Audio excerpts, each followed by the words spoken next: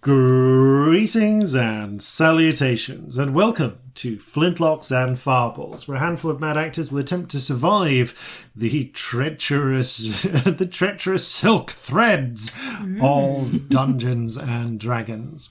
I am your host and Dungeon Master, and I'm joined as ever by Robbie Kung Fu Panda Bellekom, Sam Kung Pao Chicken Burns, and Ellie Kung Fu Fighting. I've completely forgotten what the line is. I know that everybody was Kung Fu Fighting. But it was as fast as lightning, a little bit frightening. Yeah. Those kids with cats or kids? The cats were fast as lightning, because it was the 70s. You referred to everyone as a cat. Meow. Sparrow. You're an idiot. That was really good. Amazing. Perfect. Oh, brilliant. Beautiful. Welcome to the D&D show where we play D&D. And the latest arc of the MOTH-MAN. Of those going to be the MOTH-MAN arc. We're changing our name to MOTH-MAN. D&D podcast. I will be playing Moth. I'll be playing Man, and Jason and Sam can go home. Completely unrelated to any of the this. antennae.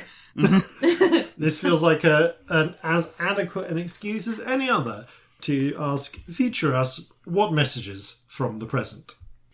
It's future Jason with messages from the present, interrupting our usual pre-recorded messages to bring you a little bit more up-to-date news. Specifically, we're coming up to our summer break. That's right, we're going to be taking the month of June off releasing so that we can take a little bit of time to build up our buffer again, have a birthday, and have an anniversary as well. So we'll see you back in July for episode 160.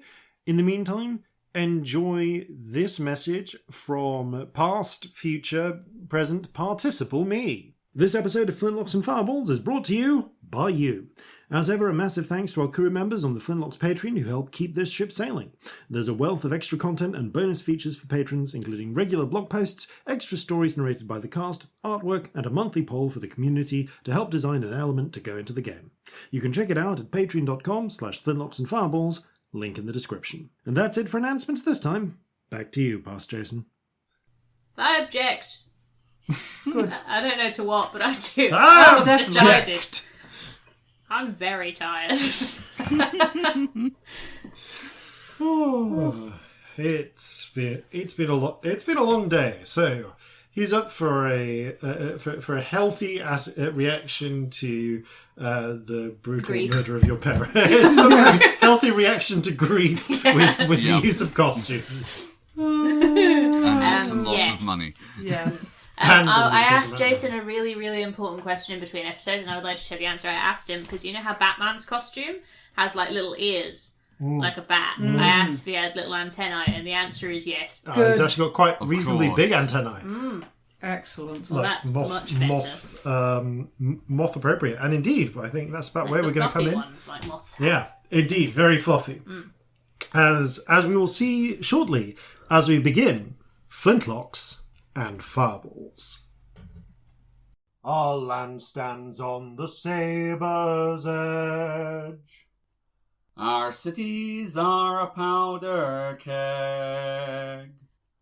Brother chains brother, no one's free. A life on land is short, you'll see. So gather your muskets, gather your spears, we'll plunder the shores of Calcinea. No kraken, storm or spell we fear, so come and sail with us, my dear. Previously on Flintlocks and Fireballs. Having worked together with Victory Kotzol to try and steal a mansion, the party have become sealed in some sort of endless void in which the mansion is floating. Following the terrible demise and bisection of Squintworth Butler, Esquire, the house's valet, the party found that the 5 totems used to conduct the spell have gone awry, and all 5 will be needed to reunite the mansion with Calcinea.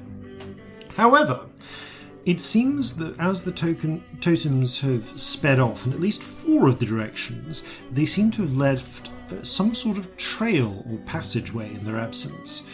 Following the one that was at the lowest point of the house, the party have made their way across this trackless abyss, assailed only by the ghost of Bruno Wayne, otherwise known as MOTH-MAN. They made their way... His name was Bruno. Having... We don't talk about the MOTH-MAN.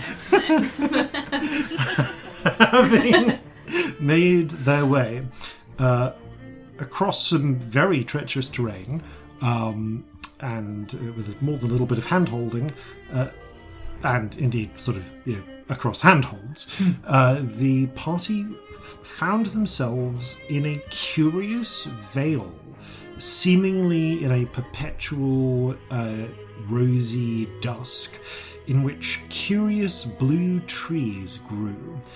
They found the remnants of some sort of installation there, as well as countless numbers of these ephemeral, ethereal, luminous moths.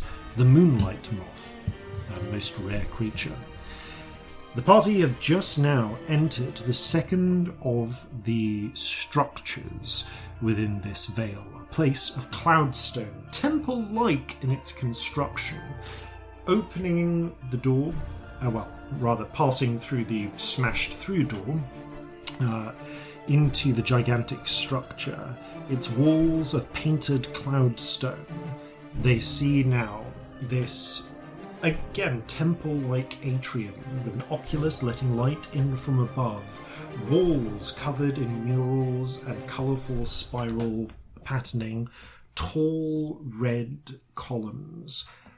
And at the centre of this atrium, a vast and curious machine rooted into the ground, growing up, made of segmented bronze, splitting and bifurcating, reminiscent of a tree in its many branching limbs, each segmented and spindling into a myriad of tools dedicated to the collecting, carding and spooling of silk into stacks of wound bobbins, a handful of which remain nearby.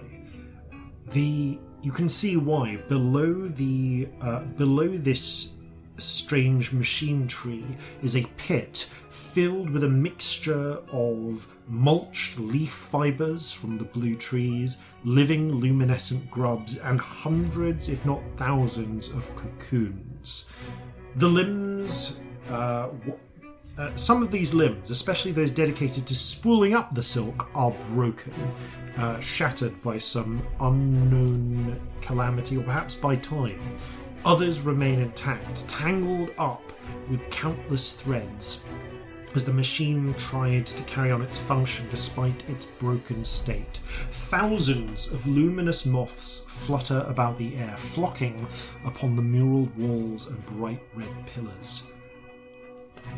And in the very centre of this strange bronze tree, in the mass of the morass of silken strands, are two things. One, buried in its centre, impacted into the tree, is the large pyramid-like totem of carved dragon bone, inset with jewels and markings that you have come to seek. And suspended above it, tangled up in the threads like a macabre puppet, is the body of Bruno Wayne, still dressed in the ninja-like version of the MOTH-MAN outfit that you garbed him in. Something has stitched with the silk the head loosely back onto the body. And as in this moment of witnessing this, you hear a howl. Corzin, you feel your Slayer's prey senses activate as thousands of these moths join together, swirling and forming into the shape, or into a strange and twisted shape. In death, the features of Master Wayne have merged with those of their costume, giving him the appearance of a luminous humanoid moth, spreading out 4 wings resplendent with iridescent patterns, including 4 peacock-like eyes that stare out from the wing petals. There are a pair of feathered antennae sticking out from the top of what must be of his helmet, but it's merged with the ghastly face, giving this dreadful figure burning red eyes and a jagged dark maw for a mouth. I am vengeance. I am the night. I am MOTH-MAN. You're a dickhead. Everyone roll initiative. Okay. Fuck's sake. I need to stop rolling this dice. I picked it up and I knew it was a bad idea. Why did you not 19. put it down then? I don't know. Part of me went, oh, it's superstition. It won't mean which anything. Which of us won? What did you get? I got a 1, so that's Oh, a 3. I win. I got a 9. I did very well compared to you. Yeah, no, I was a natural 1. Okay. So, Do I roll that's for it. Stormy these days, or does she go on my turn? Stormy goes on your turn. Pet rolls. It's on your turn. Okay, well, that means the first person to act is MOTH-MAN, Oh no. Ah, fab. who rolled a 20. So, the first thing MOTH-MAN is going to do is pick a target at random. A tide's active. Tides are not active, as far as I Good to can know. tell. Could MOTH-MAN hand me a player's handbook, please? Oh, yes, of course. Thank Here you. you go. I need to look up the damage. for Thank you, something that I MOTH-MAN. haven't actually written down, and usually I look up on my phone frantically, but I've left my phone somewhere else. Okay, so that means 1, 2, 3. Celestia, Oh no. you are the target of MOTH-MAN's rage. Boom. In fact, actually, the first thing that happened... Actually, sorry, no. MOTH-MAN doesn't do that. MOTH-MAN doesn't jump at any of you. The first thing MOTH-MAN does is declare... is actually call out, I am MOTH-MAN, which is his action. Everyone needs to make a wisdom save. That's fine, I'm really good at those. As if you gave him an action related to that. That's amazing. Oh my god, it's bad. I'm going to use tides. Oh, it's real bad. Tides is now active. Was that a save? 13. Yep. 6. 16. Okay. Bye. Celestia, Scamp, so Corzin, Scamp, and Victory all make the save. Celestia, you are frightened of MOTH-MAN. Oh, really? Somehow, just you've been mocking him, but there's something about just him being there that is somehow really just... How much did you get? 9? 9. Okay, it's not a failure Oh, by no, far. that was my initiative. I got 6 for my save. Okay. It was There real is some bad. sort of supernatural element. Do I poo a bit? Is that what happens? No, you feel yourself wither. Ooh. You are frightened, and it doesn't make a big difference to you, but you feel like 40 years have been shaved off your life. Ooh. Wow. You are, however, an elf. So that's 40 years off a maximum natural lifespan of about 700. Do I ever get it back? You don't know. But you just feel like if that had happened to someone like Corzin, that maybe Corzin wouldn't have been turned to dust, but it would have made him... you just Very old.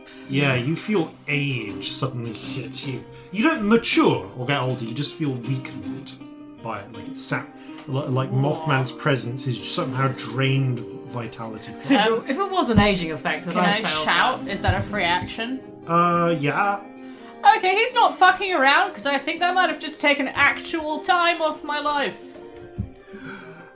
I live for ages. Please be careful. Right, let's live long enough that could be a problem.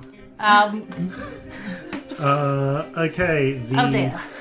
At which point, MOTH-MAN is going to fly up. MOTH-MAN is going to fly down to straight down in front of Corzin, actually, and seems to ripple strangely. I am the night. Yeah, you said. Scamp. Hello. MOTH-MAN vanishes from your vision. Alpha. Ooh. Corzin, Celestia, you can still see MOTH-MAN. Okay.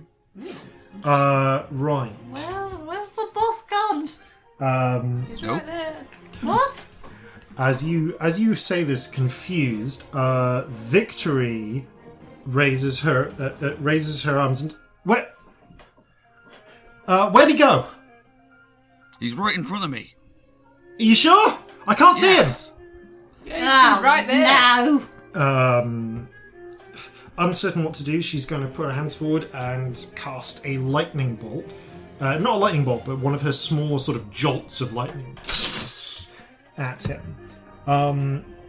It goes wide, striking a piece of the bronze machinery by mistake, which seems to cause it to suddenly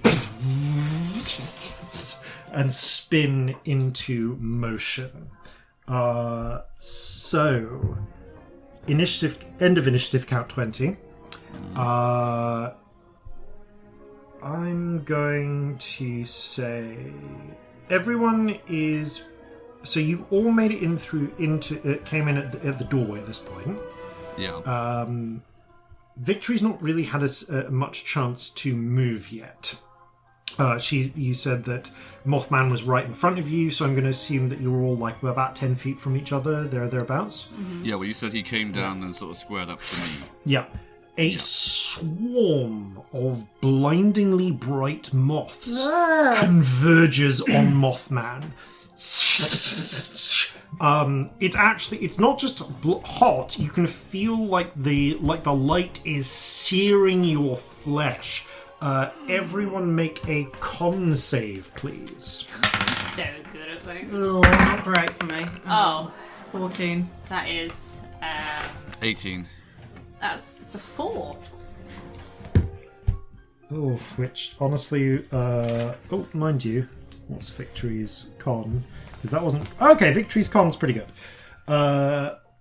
Okay, Celestia, you're the only one who takes the full damage.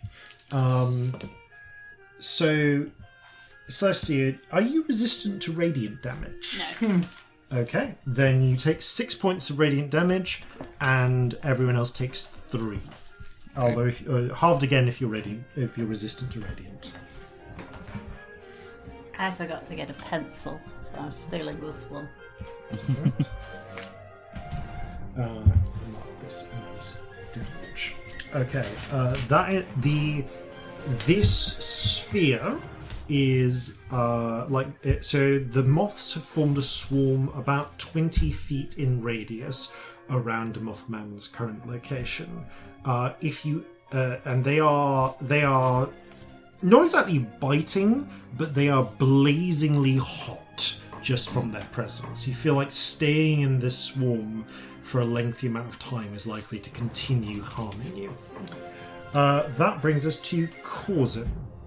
Okay, so presumably I'm right in the centre of this because I'm next to MOTH-MAN. Oh yeah, you're right next to MOTH-MAN. Is MOTH-MAN now? I mean, can I see MOTH-MAN at all now? No, you still cannot see MOTH-MAN. You can vague definitely area. see the swarm of moths. Okay, that's good to know. Alright.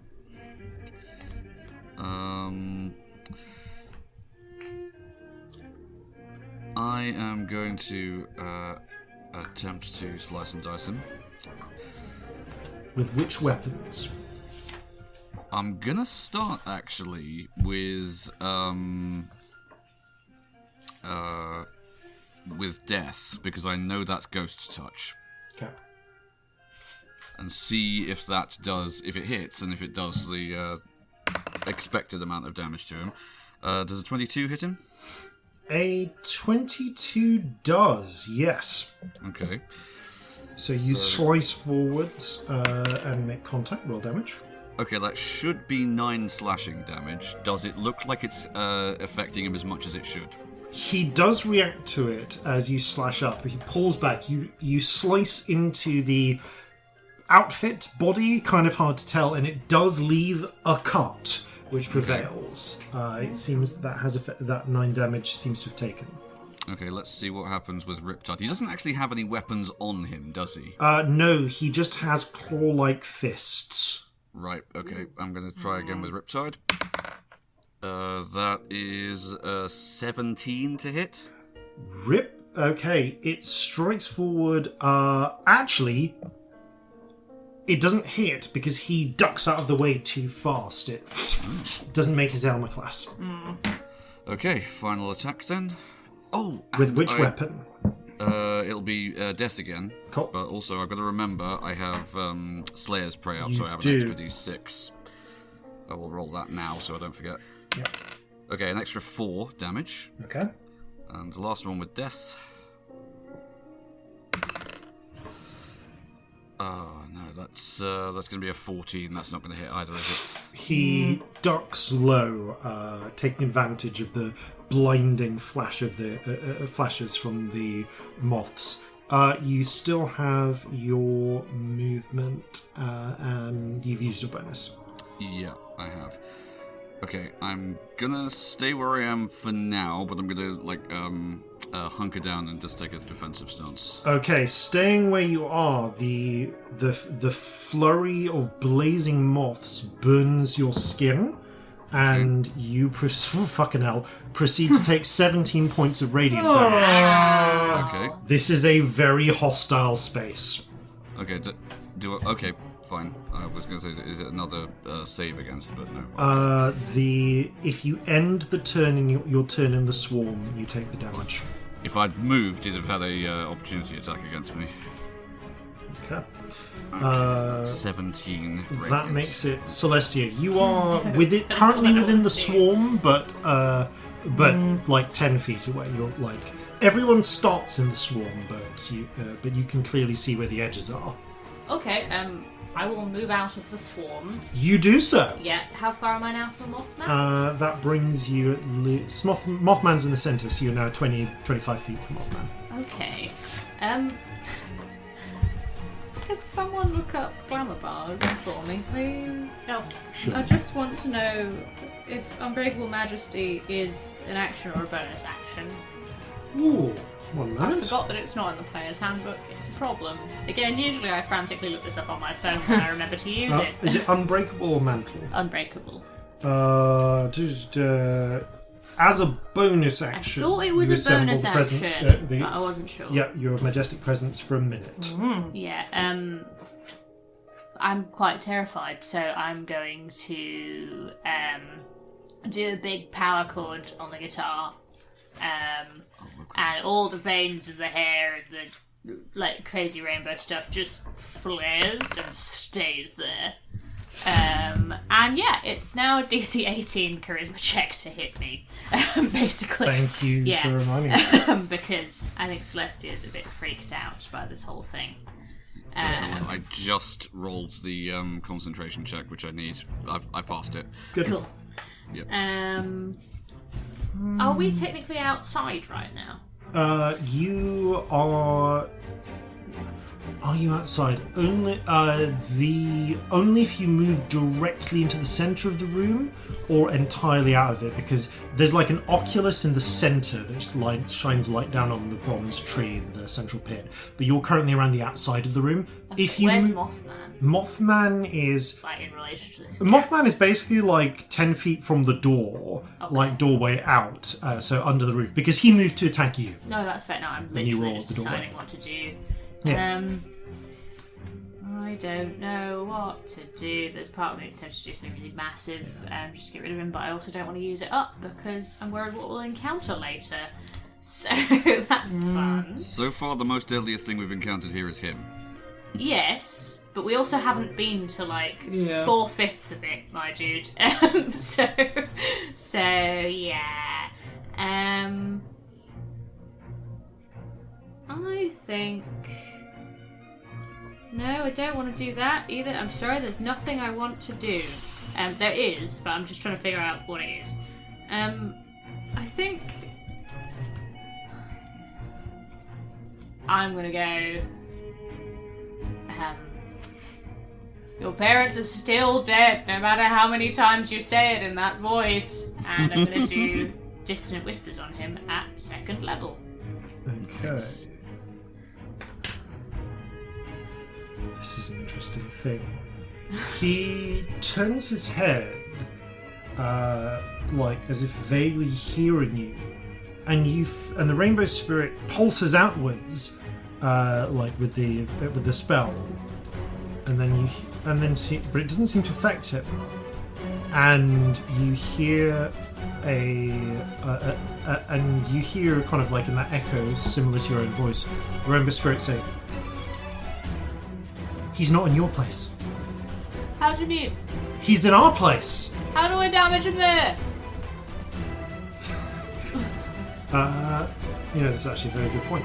It's like, I don't know if you can, but he can't hit you either. Oh. That seems dumb.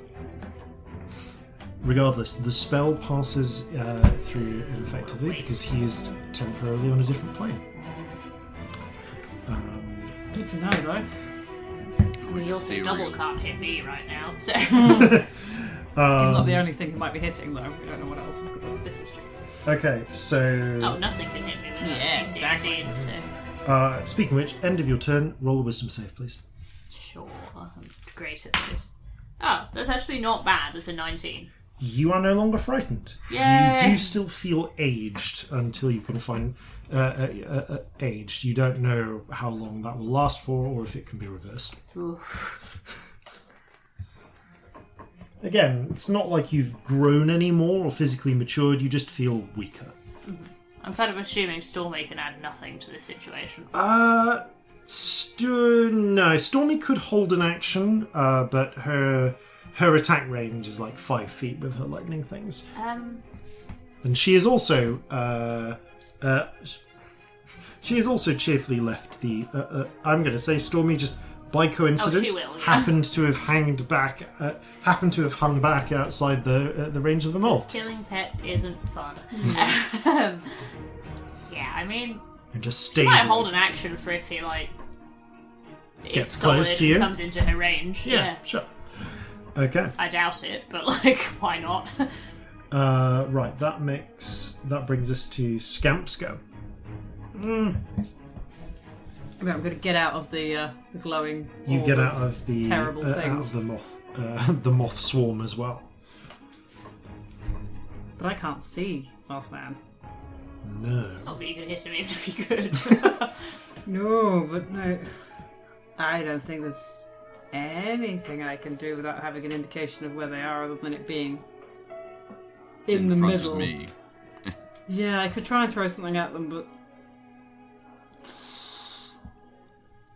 I don't know. Because it that did would say even he's hit. in front of him and will have like slashed at something even if you couldn't see it. Yeah, but then Celestia was unable to affect at all.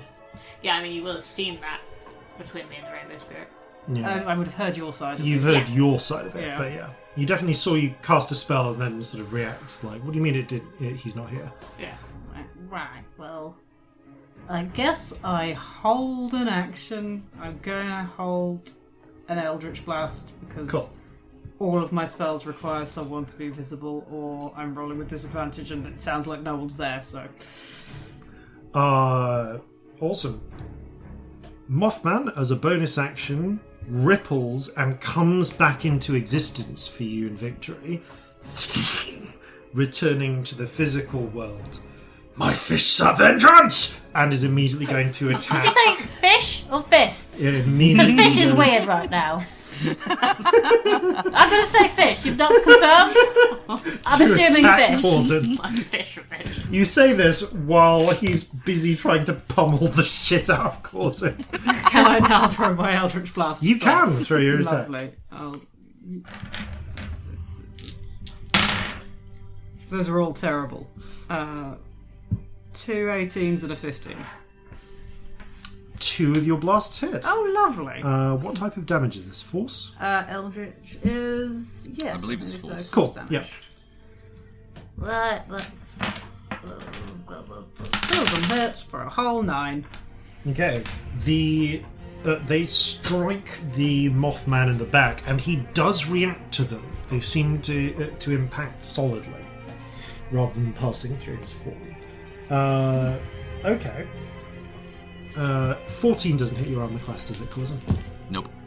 Neither, which means neither of that. Okay, 2 of the Moth-Man's fists do manage to connect. You duck out of the way of a pair of them, but then with... How many Again. fists do you have? He has 2, but he strikes... he punches twice with each The way you fist. said it, I was like, how? Like, are there more of them? He punches so fast, there's like an after blur, and you think you That's see 2 extras. Yeah, I mean, he's a moth, so he might have more than one Yeah, true. set of fists. He certainly has vengeful fists. So you take I think you'll find he said fish. 18, slap, slap, slap. 18 necrotic from the first hit, Okay. and then It's fine. 11 from the second, as the fists go through you, sucking the life out of you as they pass. Okay. Is the attack literally called My Fists of Vengeance? The attack is literally called My Fists of Vengeance. Have I mentioned that you're excellent? You are because amazing. that's hysterically funny. Yeah. Oh, do you like have MOTH-MAN stats? I do have Moth-Man stats. Could we put them somewhere brilliant. for people? Yes. please. Remind me to. Yeah, we should. Yeah. Okay. I feel like everybody should be able to have MOTH-MAN in their D&D game. Yeah. Moth-Man... I've got the lair actions as well. Okay, so that's Moth-Man's go. For such he has. Oh no. And that makes it Victory's. Victory's moved out of the swarm because she didn't want to get. She moves out of the swarm, actually, having appeared after her turn. And now that she can see Moth-Man, is going to follow this up with. Is right next to Corzin. That's to. Victory briefly regrets the sheer number of area of effect spells she has, and is going to settle once again for a classic. Oh, is she there? Fuck it, she is, but she's gonna have to cast it at 4th level. A lightning bolt. She puts her hands together, her hair stands on end, and a crackling beam comes out from between her hands, smashing into the walls, disintegrating the paint, but not the cloudstone behind it. I don't. Oh yes, I rolled to see whether Moth-Man would fail. He did. Yay! So it's +1 per additional level. So okay, so and she rolled. Okay, the Moth-Man is not as affected by this as a living creature would be, but he does still react to the blast. It seems that the Moth-Man is a bit tattered around the edges. It leaves a hole in the center of him, which does begin to refill, but is not. He's still got plenty of fight left in him. Okay, the moths that were centered in this searing swarm spread out and begin swarming around in every direction, filling the battlefield. They burn, but only slightly. They catching you in exposed flesh, flaring in your eyes. Visibility is limited to 5 feet around you, and all terrain is difficult. Corzin, your ranger ability counters this, but no one else's. So basically your speed is halved. Stride, baby. You all remember where MOTH-MAN was and where everyone else was before the swarm happened, but you can't see each other clearly now. Okay, so it's just swarm everywhere. Because it's just swarm fluttering everywhere. So that makes it Corzin. Okay, well, my concentration on protection from good and evil has gone down. So, he was right in front of me when this happened. So, Yep. I am And indeed, he's going still right in front of you, so you can still see him just about. Great, okay. So, I'm gonna pull out the blunderbuss again. It casts lightning shot on it, and open up just at point blank with it. So this is going to be a slug shot from the blunderbuss. Okay. Okay, that's a 22 to hit. That does hit, and it does hit MOTH-MAN directly. So Okay, this does... Roll this the does, base damage first. Yes, roll base damage and then tell me lightning, please, separately. Okay. Include your Slayer's Prey damage with the base damage. Yeah, okay, so that's 10 and 13 base damage, including the Slayer's Prey. And the lightning shot damage is... Oh, okay. Damn, 2 ones. No. That's 11 lightning damage. Okay. The slug fires through his skull, blasting out one of his eyes, which slowly begins to reform. The crackle of lightning after it seems to disrupt his form a little, but is nowhere near as effective as just the impact of the bullet itself fired from Dishonor. I'm gonna risk the opportunity attack and just try and body roll away. Okay, he will take an attack against you. I will get 25 feet if I can. You do, but it's a natural 19 as he tries to grab hold of your shoulder. He grabs hold of it, but you pull yourself away. It's just that as his fingers rake through your shoulder, the muscles grow stiff and cold. That does not sound fun. No. It's not. And you take 19 points of necrotic damage. Okay. Owie. Your neck hurts something fierce. It's funny because Jason has neck pain right now. And then your neck hurts. That's what's happening. I'm sorry, your neck hurts. Okay. So you are now 25 feet from MOTH-MAN, who vanishes into the swarm of moths. Okay, so that brings us to Celestia. You remember where MOTH-MAN was? You're no longer fearful of him. Okay. I actually have an annoying rules question. I'm really sorry. So, cool lightning. It doesn't actually say I need to be outside. Mm-hmm. I just need to be able to make a cylinder that is 10 feet tall with a 60-foot radius. Yes. And, it can't happen if there's not enough space, is the rule. 10 feet tall, 60-foot radius. This room is sized for a giant, so Yeah, you I mean, will feel fill free up. to have a read and see what you think, but that's how I'm reading it in terms of what I actually need. Centre to point, you can see Yeah. 100 feet directly above you. Is the thing. So it has to be 100 foot up. It has to be 100 foot up. I will say that you do have clear line to the sky because of the Oculus. So I will let you try and basically angle a lightning bolt rather than going straight down. Because the Oculus is here, I'm going to say I don't there's a think favourable it does conditions. have to go straight down either. No, I it just think needs it is to- anywhere within that 60 foot, isn't it? You Yeah. can make a lightning bolt come down. Yeah, it's just... I mean, it's up to you if you think that blocks it. well, it's up to you whether you believe the roof of this, whether you believe that one of those lightning bolts can punch through the roof of this structure or not. I don't know if I trust that. So, but you can angle it through the oculus to Can I try and do get to that? where he is. Yes. I'm going to do a big chord on the guitar, raise it up like a lightning rod in front of the guitar, it goes, and we see a big cloud appear through the oculus. And I'm going to try and strike Mr. Moth-Man with some lightning. Dex save? Let me check. Hang on. Yes. Ooh, what's your save DC? 18. Okay, he just fails. Roll damage. That is some D10s. I need some D10s. Where's another I've got loads if D10? you There want it is. to. I've got so many. I just can't tell my dice apart. Do you ever have a day like that? Yeah. I just can't. Yeah. That's actually not terrible. That is 21. Okay.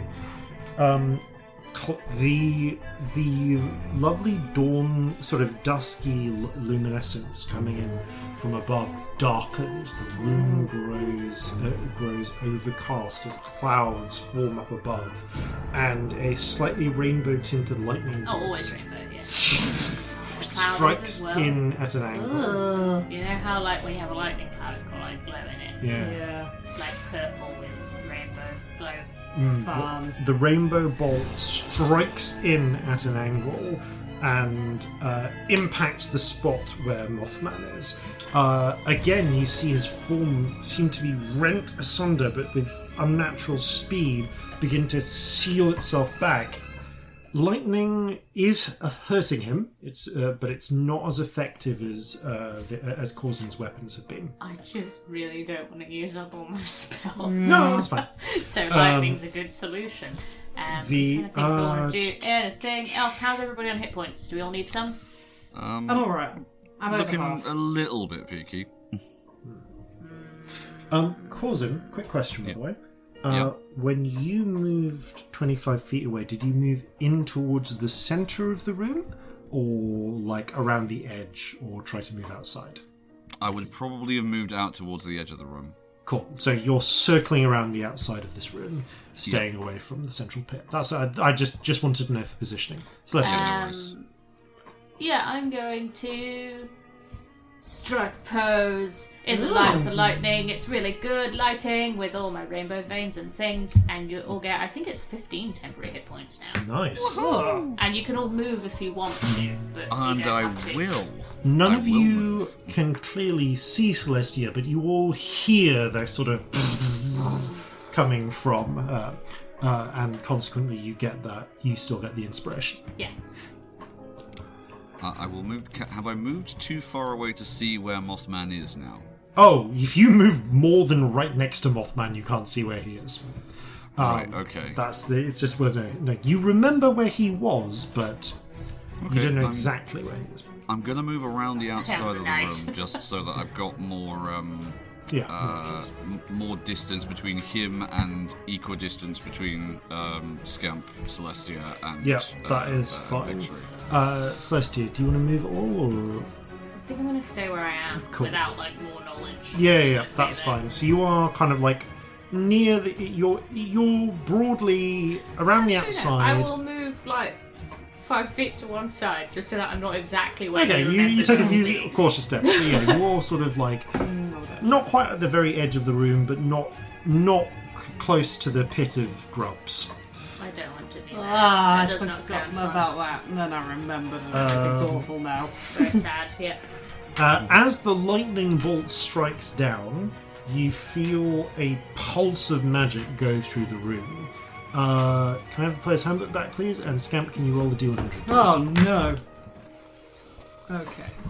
I can see where the lightning's striking, can't I? giant. It's pretty hard to hide both the in my lightning bag. striking in that general Oh, well, direction. let's use Yeah. that Okay, one cool. then. Okay.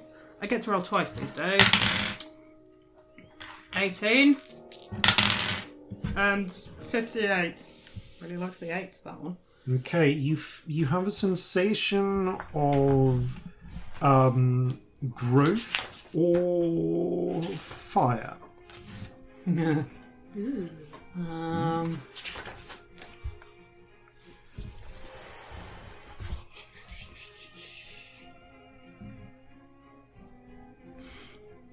Well, right now, fire feels more useful because everything's terrible. Okay. So, fire. You choose the future of fire, and immediately tiny, almost invisible blue flames begin running up and down the entire length of your body. It doesn't touch your clothes. It doesn't seem to burn your clothes or your skin, or even your hair. But you're just very faintly covered in flames. Well, this is a thing. MOTH-MAN needs a hug. MOTH-MAN needs a hug. Cool, I'm going to have to remember that. Mind if I hold on to this for a little bit? I'll write it down. Okay, so, Scamp, over to you. I can't see a bloody thing, can I? No. You remember the general direction of MOTH-MAN. Yeah, and Corzin was right there. But yeah, Well, you actually, know... no, Corzin is away from MOTH-MAN. I Yeah, don't you know don't that. I didn't see that happen. There's a huge swarm of moths everywhere.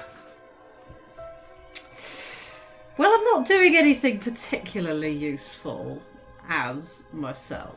So, I should have thought of this, but I didn't consider it till this very second, and now I have to look at stats for some things. But I'm going to cast polymorph of some kind. Okay. What's the most Eat him. fun thing to be? Eat him whole. Scamposaurus? What giant moths are there? No, because then you'll kill me because I'll be looking at the bad people. Now, what's the rule? There's a up to a certain point, isn't there? Honestly, yeah, giant moth appearing is Yeah, like it's not probably- the best plan. What eats moths? I can do Birds? Birds eat moths. Maybe frogs sometimes. I Okay. don't feel like a frog would be helpful. And challenge rating equal to or less than the target's. And if I'm casting it on myself, at my level of 15, then we'll just have a quick look and see what the biggest bird is. Rock probably is the biggest bird. Does that count as a beast? And can I do that? Probably not. Rock might count as a beast, but whether the rock will fit in this entire It in this absolutely will building not. is an entirely different question. Rocks have a What 200-foot are wingspan. you? I can't Oh look wow, at you. definitely not then. Yeah. It's like, can you Giants fit a used to jumbo use them jet as- in here? Yeah. No. It's sized for giants, but it's not that big. Weirdly, that size comparison was quite helpful. Yeah. I find it Yeah. hard to picture like 100 feet and my brain meets, but I can picture a jumbo jet and my brain Yeah. meets. Similar. Yep. Well, I can't find any birds that sound fun, so I will go for the closest thing with feathers and be a T-Rex. Okay. Perfect. You channel the magic through you, and you feel a series of planes of golden light shimmer around you, rise up into the air as your consciousness transfers into the form of the Scamposaurus. Which is also on fire. Yep, licking with gentle flames. This is fine. That's something you don't see every day. No one sees it. You have a vague sensation amidst the flash of lightning of something rising up amidst the from the way that the like something large rising upwards from the way that the moths shift their patterns, but beyond that, yeah. Well, that's all I can do. I'm a dinosaur on fire. Okay. Right. Well, that brings us to the MOTH-MAN. Da-da-da-da-da. Okay. Where's it from? I know what level it is. I do know what level it is, that's fine. Cool. The MOTH-MAN seems to... It's actually hard to tell where the MOTH-MAN is amongst the clouds of moths to determine who or what he will strike next. This is the stupidest villain, Jason. I love brilliant. him with my whole heart. Yep. I'm gonna draw 100 kill for pictures of MOTH-MAN. him and no one can stop me. But in a sense, he's actually surprisingly predictable because the figure because the figure he when he does emerge, Corzin, you've moved away. And just with frankly, it's the eyes, not so much in the soles of your feet as in the seat of your pants, that see a pair of luminous fists rise up out of the ground. So you look through your butthole and you see a pair of luminous fists. Coming through your You see a butthole. fist through your butt. As the Moth-Man, The eyeballs on my balls. Yep. As the Moth-Man tries to basically Jason made uppercut cannon, you so- Yes. through, from below. He has no one to blame but himself. He does. Okay. Does 16 hit your armor class? It does not. Okay, well the first one doesn't hit despite the advantage he gets on that. He's attacking from hiding. Advantage on the attack. Unfortunately, the next 3 do. As Moth-Man strikes up from below. So the first hit does 18 necrotic damage. Okay. The Once now. The second does 33 necrotic damage. Hello. Damn it. And the third... I'm down. Okay. Oh, Oh, shit. bollocks. Moth-Man, you just... it's actually... None of you can really tell what exactly has happened. So... Victories, and that is Moth-Man's turn. Victory, for want of what else to do, holds her action. And on the initiative count 20, the moths clear up, fluttering and resting on the edges, and you can see Corzin, cold, still, his features pallid, on the ground, and about 30 feet above him is the form of Moth-Man floating in the air. Did I just get taken out by an uppercut to the bollocks? You did. Yes, If it helps, the uppercut ran through your bullocks, up through your stomach, and then through your heart Oh my god. before emerging. He tried to pull your heart out He through just your sort balls. of, basically, Mothman just passes through you, and you just feel the chill of death. Oh, Your you entire saw body. the hand coming up for your balls. Oh, You no. watched it come in. Yeah. I missed the Everything's first awful. one, but it was just, ugh.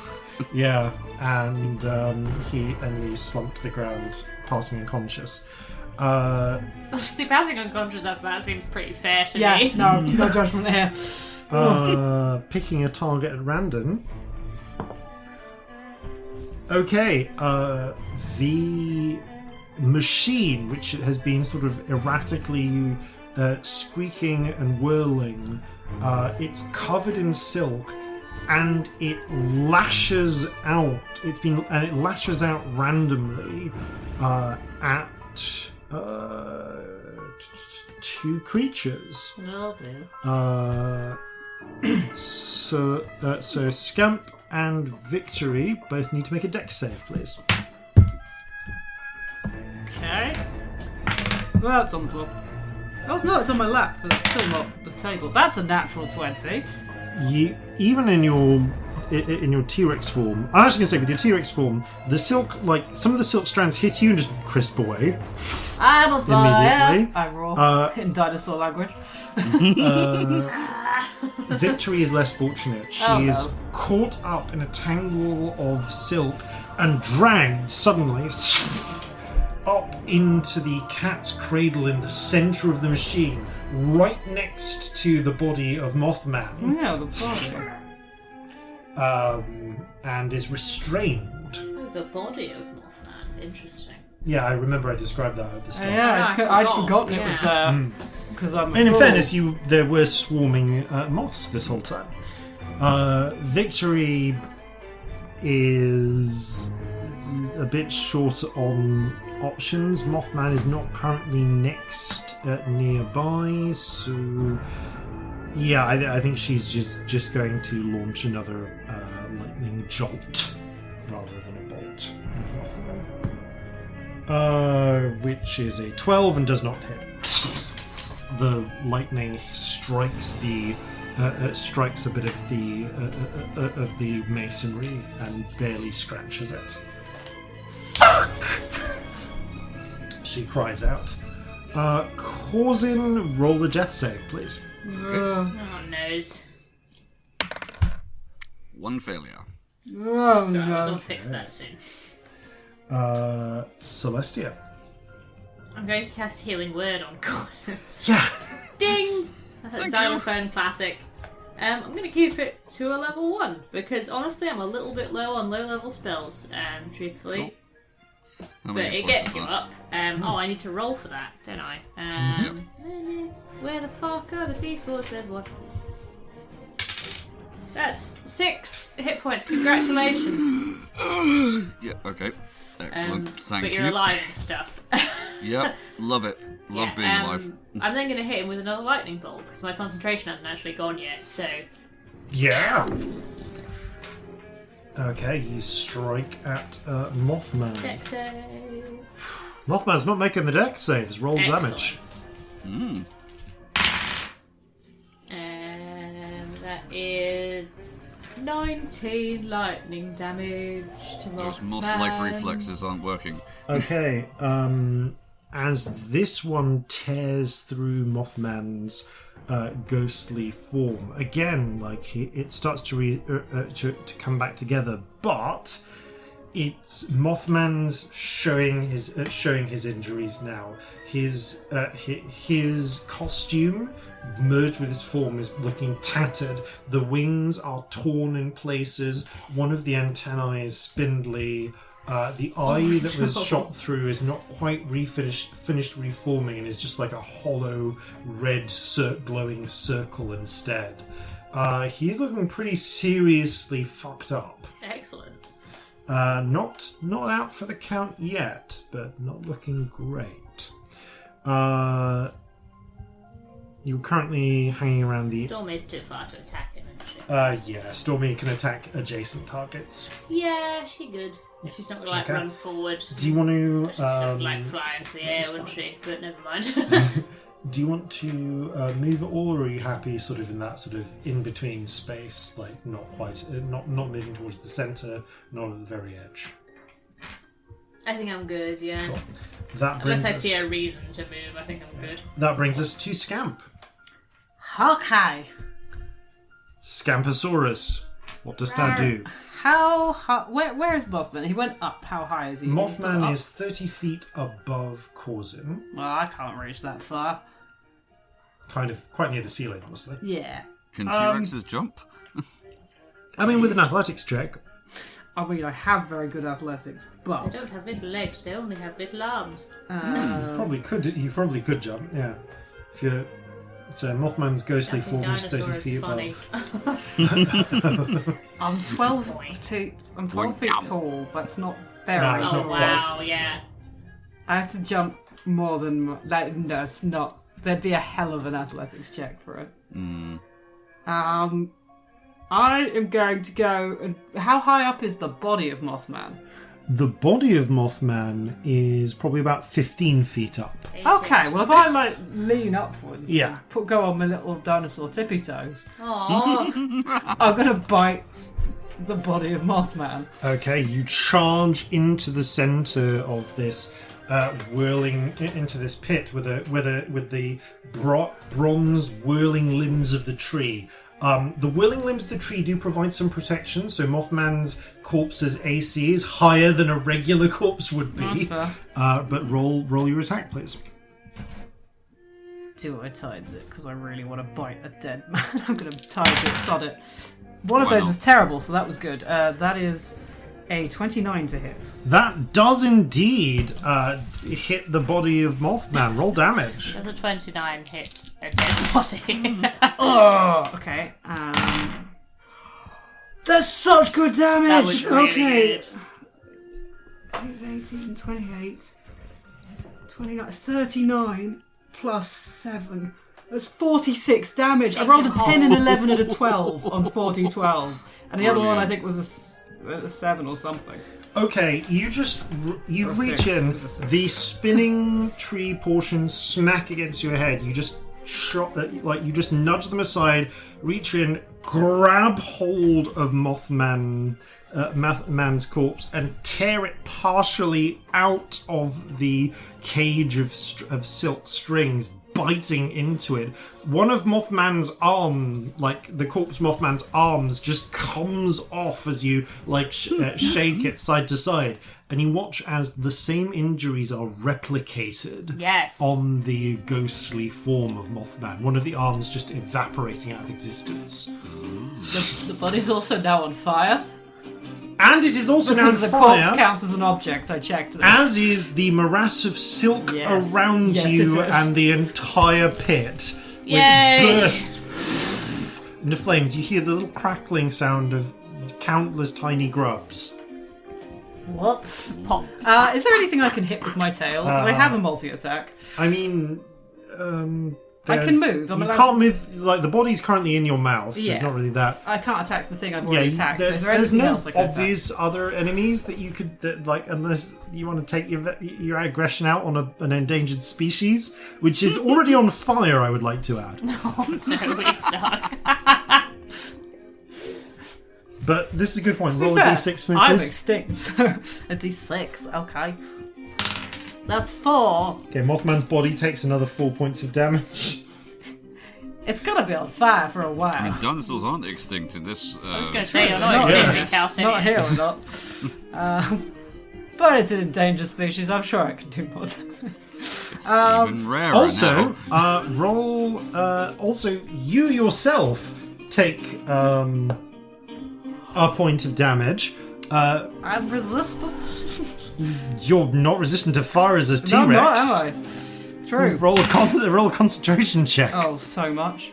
You're fine. Because I get advantage on those. Yeah, fine. You take 1 point of T-Rex damage. And right now my con is not bad. Yeah, you're okay.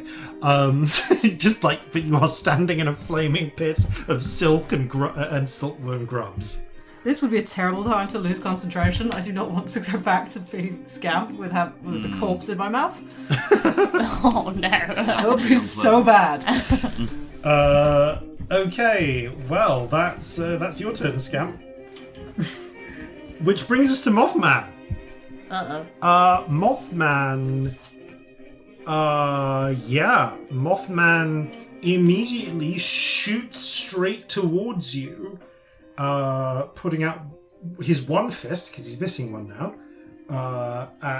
Which gives it weirdly Superman-like. My fist is... And tries to punch you straight in the gut. Please make a charisma save. Fist fight with a T-Rex. Charisma save? Yeah, but charisma, this is gonna be bad. God, yeah, That's a non-natural one. Yay.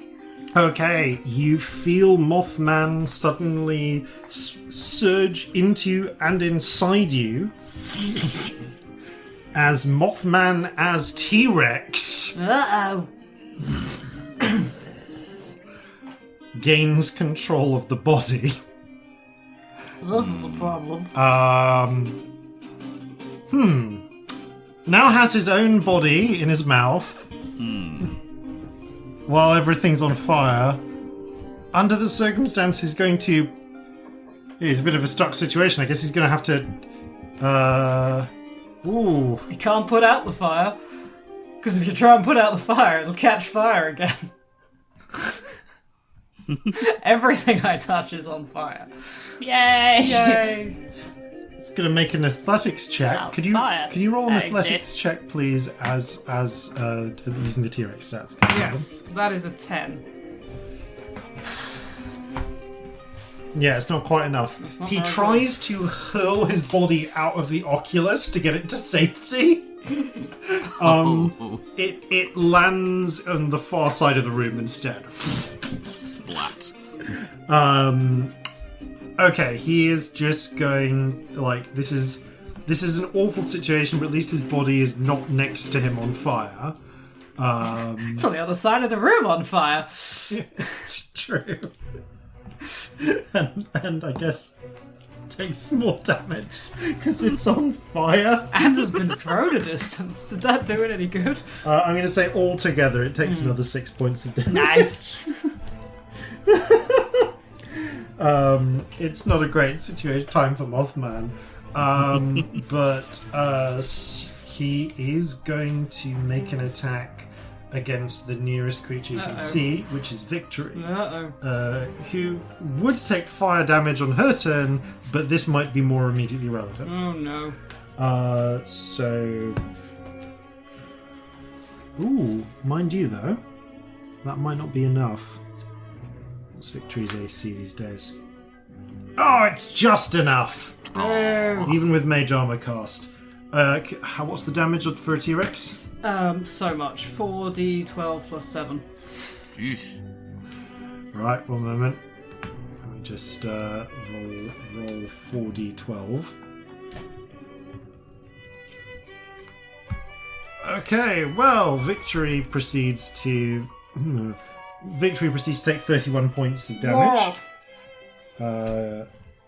Which leaves her quite moderately wounded as she's picked up and savaged by the Scamposaurus. Uh-oh. Oh no. Which brings it to Victory's turn. Victory is pretty fucking intelligent, though. I would say, she's not super intelligent, but she's intelligent enough to know what's happening. So I'm going to let's say that she'll take a shot with disadvantage. Okay. You know what? Actually, in the interest of fairness, Scamp, can you roll me 2d20, please? Tell me what the lower roll is. 7. Which it's not in the cover of the machine anymore, I suppose. So technically, yeah, that'll probably do it. Roll 3d10, please. That is 20. Okay, she blasts straight into MOTH-MAN's body, leaving a smoking hole in the chest. The shock seems to be enough to force MOTH-MAN out of Scamp. As you see Says the dinosaur. As you see MOTH-MAN's ragged form emerge, whole in its chest, barely holding itself together, seeming to barely coming apart at the seams. Roll for which of these? Okay, the moths take off again. Filling the battlefield, blinding, making terrain difficult. But Corzin, it's your turn. What do you want to do? Okay, firstly, I'm going to spend a bonus action to down the superior healing potion I have. Yup. Thank you. You do! Okay, that's... Sorry, I I didn't need heal more you dice much. for I'm this. just worrying about spells.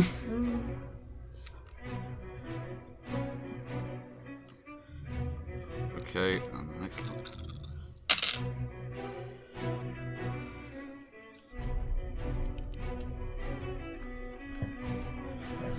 Okay, that's not terrible. I regain an extra 24 hit points, so that brings me back up to 30. Okay, what do you want to do next? Alright, with my main action then. Obviously can't see MOTH-MAN, but I in the interim I've looked this up. Not even going unconscious stops my Slayer's Prey from working.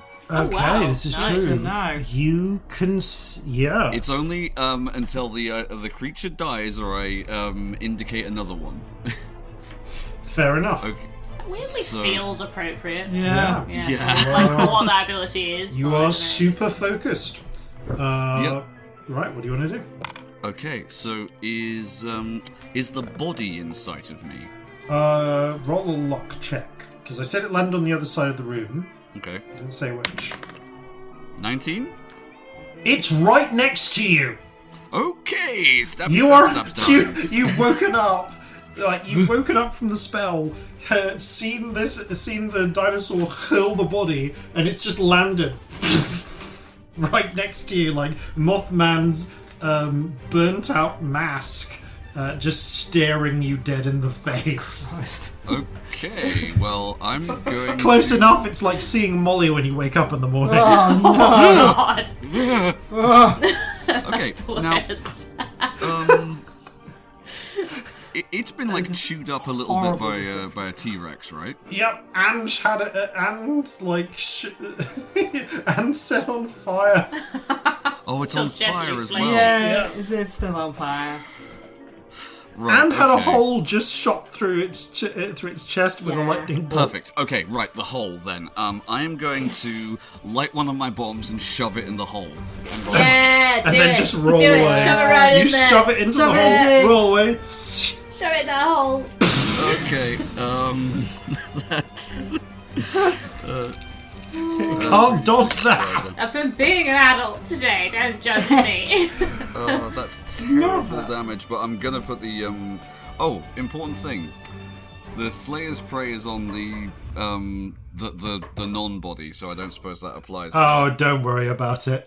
Okay, fine. So that was... Okay, terrible damage for what it is, but that's an extra 7 fire damage. Okay, as you roll away, you see the MOTH-MAN's struggling form turn to you and declare, "I shall return!" And with a Not today, from the matey. body, the ghost-like form shatters into thousands of moths flying in every direction, and finally, you feel your Slayer's Prey link disintegrate. You are You're left. so gonna pull Moth-Man Returns at some point. I can feel it. I mean, not with the MOTH-MAN's body is now in about 20 places, so it would be quite difficult. That's fair. Dreamfold. And you That's do what I'm actually. saying. I try not to bring too many creatures back in Dreamfold. And you do actually see Celestia and Corzin, as Moth-MAN's spirit, ghostly form disintegrates. A handful of shadowy wisps break apart and float away.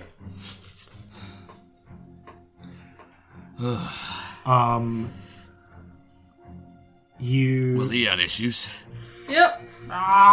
Someone. Can you put me down and maybe put out the fire?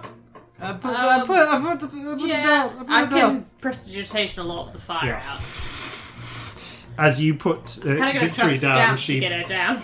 reaches out and starts She's in my mouth, How, so yeah. how high up is she? like 12 foot up in Scamp's mouth. Oh, right. Yeah, Okay. Scamp, I drop her very, very carefully. Careful, put it down. Victory starts producing tiny gusts of wind and rain and just like extinguishing the flames, trying to preserve it from killing all of this endangered species moth. I and continue grubs. to glow for another 30 seconds because apparently it's a minute or until you're incapacitated. I so- continue to be on fire for another 30 seconds. As the spinning tree begins to slow down a little bit, occasionally bits of silk like brush onto Scamp catch fire and shrivel away. But over the next minute or so, the situation calms down just enough as you take a few moments, breathe, and are able to review to take stock of your situation. That sucked. Yeah. Hell, you've got some teeth on you. Okay, how injured are we all? Right, great. We could have a little sit down, and I could play something that usually makes people feel better. Yeah, it's a little Yeah, bit I of think first aid would be nice. Yep. Yeah. Could somebody look up what a Song of Wrist is at this level? I know it's not a D6. I think it's gone up, but it might be a D10. it may at that. I've got D10 written down, but I don't know if that's from before or Oh. now. Song O' Rest. Look at me remembering Song of Rest like a real bard. Yeah. Hey. 13th level. D10 at 13th. Yeah, D10. Excellent. Okay. And yeah, everyone may spend some. I'll hit drop the Oh. dinosaur form Would you before like to resting. hear how many hit points you all get? Go on. Please. 1. Oh. Congrats. A whole Oh. one. That would put my dinosaur back up to full health. But I it play only a lasts an song hour, so. that goes. It's really annoying, but you do get 1 hit point back. Hooray! I'll take it. With- I'm gonna roll some fucking hit With some dice. hit dice, Yeah. victory is able to recover. Victory, actually, I will say, does have a first aid kit, and with Corzin's aid, uses it, so everyone can add an extra 3 hit points as well. Excellent. We'll do something. Victory does travel with basic medical supplies. She's a pirate. Yeah. Fair. You take the opportunity to just sort of sit back with the tattered remnants of MOTH-MAN's corpse, like just politely shoved into a corner, and breathe, admire the scenery. And honestly, you just get a little bit of time to watch the moths, which were initially very skittery after the flames and everything, settle down and just flutter around quite beautifully. Those are pretty. Yeah. Not nearly so endangered as we were led to believe. Corzin, is he coming back again, or are we okay now? I don't think so. Cracking. He's. I felt whatever made him disintegrate. Excellent. Love to hear that. Yeah. I'd heard stories about undead like that, but obviously never seen one. Mum told me about this one, like Shimshanks or something. Never heard of it. I don't know what that is. Shore shanks. That's That it, sounds yeah. likely. Oh. The one from the song. Yeah, from the song. Away. Go to the sun's bastard. That's a depressing one, but I like the tune. Oh, I love it. It's fantastic. Yeah, there was a lot of undead in Cryon after the Kraken attacked, but that was something different. Yeah, even the what was it called? White. Even that was different. Yeah, what the hell's that thing? Is that a ghost? Are they I think ghosts? that's a proper ghost. I look at the Mothman rainbow there. spirit.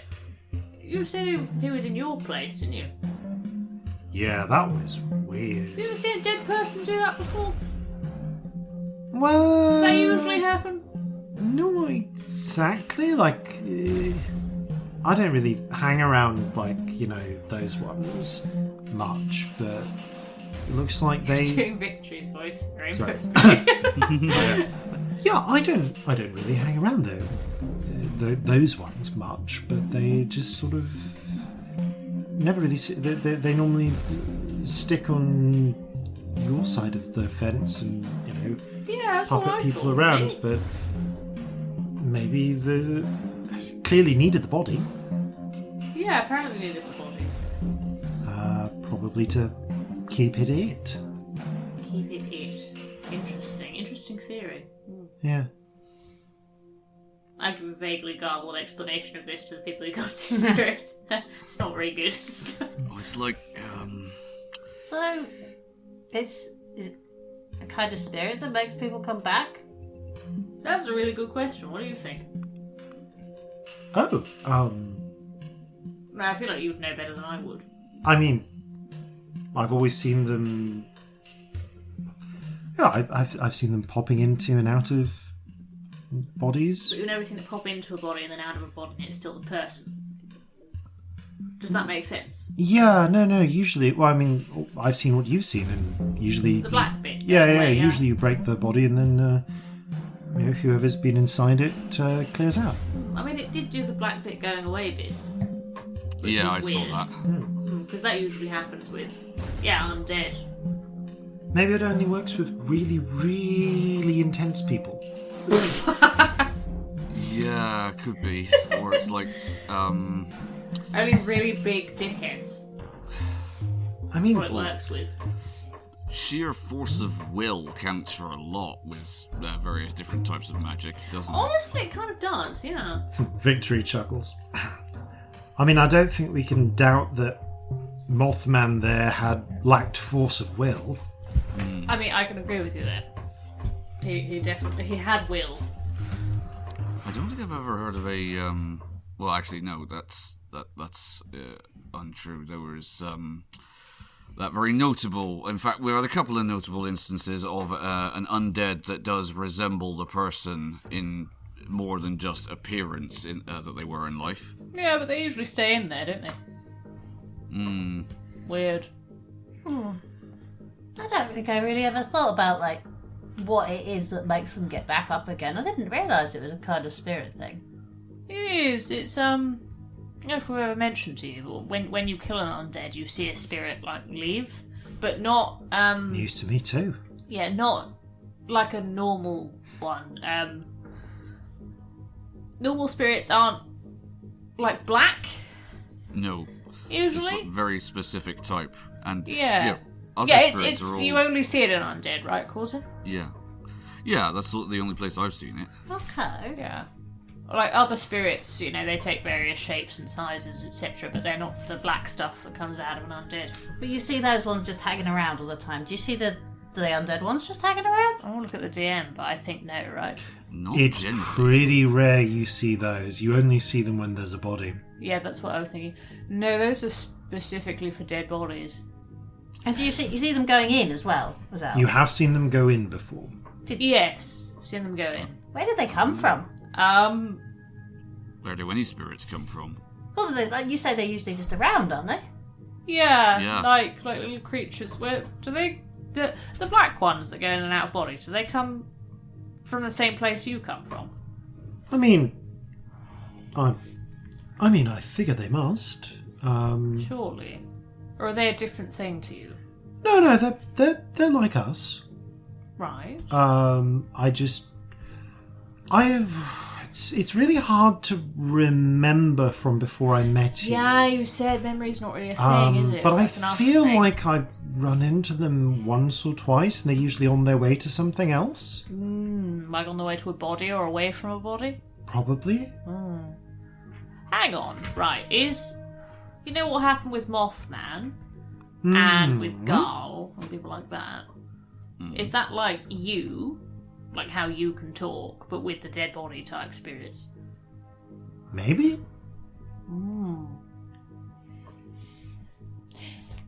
What a point there, darling. I've never thought about that before. No, It's just normal, really, it's just isn't a it? thing that happens, isn't it? But Yeah. I didn't realise it was linked to spirits. I guess.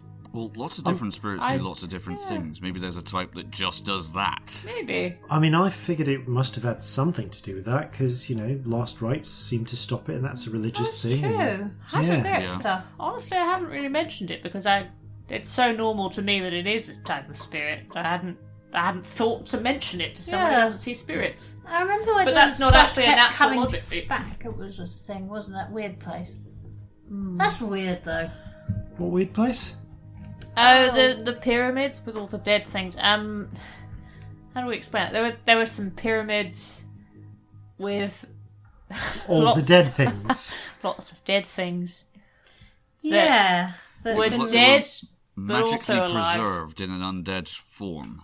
Yeah, like Okay. unusually, not like normal undead. oh, actually, while we were there, like I felt like I had to go there, and that's where we found one of the skulls. So maybe don't go there. Well, do go there. I mean, there's nothing there. There's anymore, nothing John. there now. There's also a really bad door. Don't touch the bad door. Also, some squashed fat man, which is not nice. Oh, Well, if that was... Well, Mum must have gone there.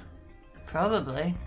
Oh, Maybe no, she did. she there might was know some more. writing on the door. In We did a Infernal. whole thing of the looking thing. She If there was- definitely if did. one of the She skulls was did. there. She did go there. Because we checked.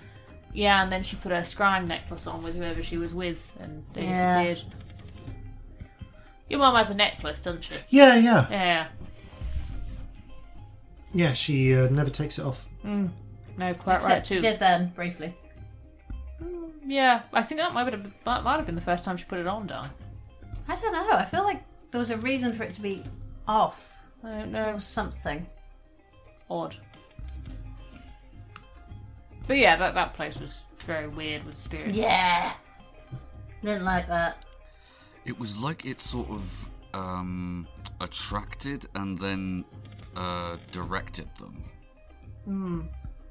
Yeah, no, I really hadn't thought to mention that the undead thing was to do with spirits. It's like mentioning that a caterpillar becomes a butterfly. Like, you wouldn't bother mentioning it because Yeah. you kind of assume it's just a fact, right? Natural Yeah. part of the process. If you can yeah. see them, it's pretty normal. I can certainly see I'm not it calling now. you stupid or anything. No, it's it's just I it's don't- just one of yeah. those things that I didn't think about Crispy being fried weird. ones notwithstanding. There's a lot of fried caterpillars around now. Yeah, whoops. Oh, we didn't get all of them. That's probably all right. Right? That's sure. It's They'll absolutely recover in fried. time. It's fine. So what do you reckon all that's... Do you reckon that silk's worth a few bob then? Oh, Yes. doubtless, yes. Absolute fortune. Shall we nick some silk? Yes. Worth it. I'm Triple afraid you could two do with that. miracles with that. I mean, I reckon I could... I'm up... We've got... She gestures up to the totem. We'll need to cut it down, but... We've got what we came for. And there's a few doors in here. Let's have a look around. Yeah. Right. And indeed, there are a few doors in here. Doors. First of all, you are able to collect... Most of the silk that was tangled up in the machine is too tangled up to collect quickly. If you wanted to spend ages here, you could try and cut it down, but there are about 18 quite large bobbins of spooled silk, which is about as much silk as this strange machine was able to gather before it broke at some point in the past. I've written that down in stuff from Cave and Void. Let's get these in the bag. Yeah, you do actually watch as, curiously, the tree lowers something from its branches as part of it. It seems to have settled into a natural working rhythm now again, despite having been thrown into a strange overdrive by the influence of MOTH-MAN. It lowers what looks almost like a sort of bronze beetle, like a scarab beetle, from its branches, which extends little bronze legs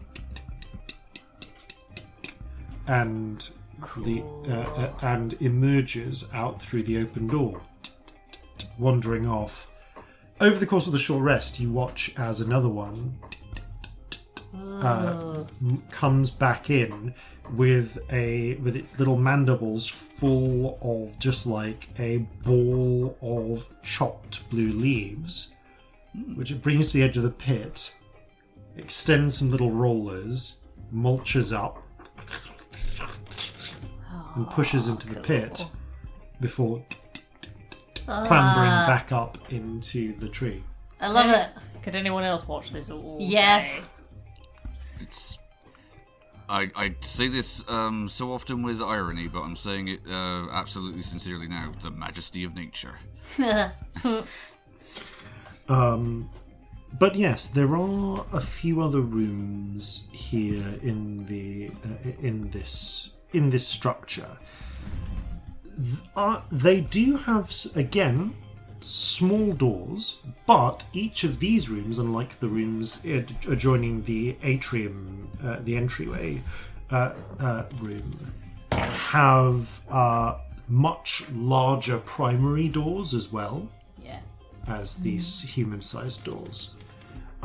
You are able to find... The rooms that you are able to find to get through immediately and easily access are not dissimilar in nature to those you found in that little barracks.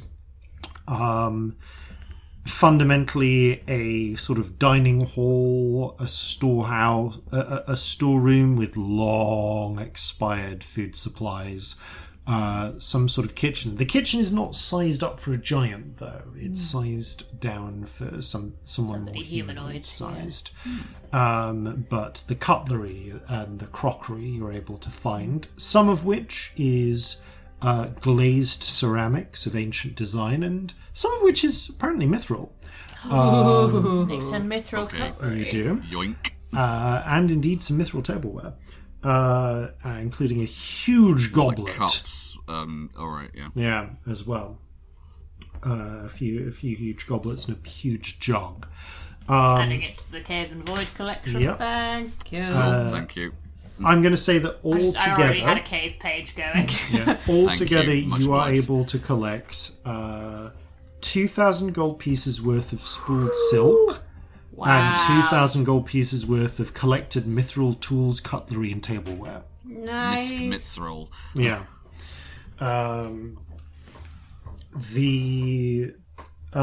Looking throughout, and yeah, there is a dining room, but the dining room is very much kitted out for at most 4 gigantic figures, and something about the way that the things are arranged and the grooves in one of the seats suggest that there was usually only one here, and the other chairs were for guests. The same sort of patterning as you found in the exterior in the atrium prevails throughout, but there is one room where the door has been sealed.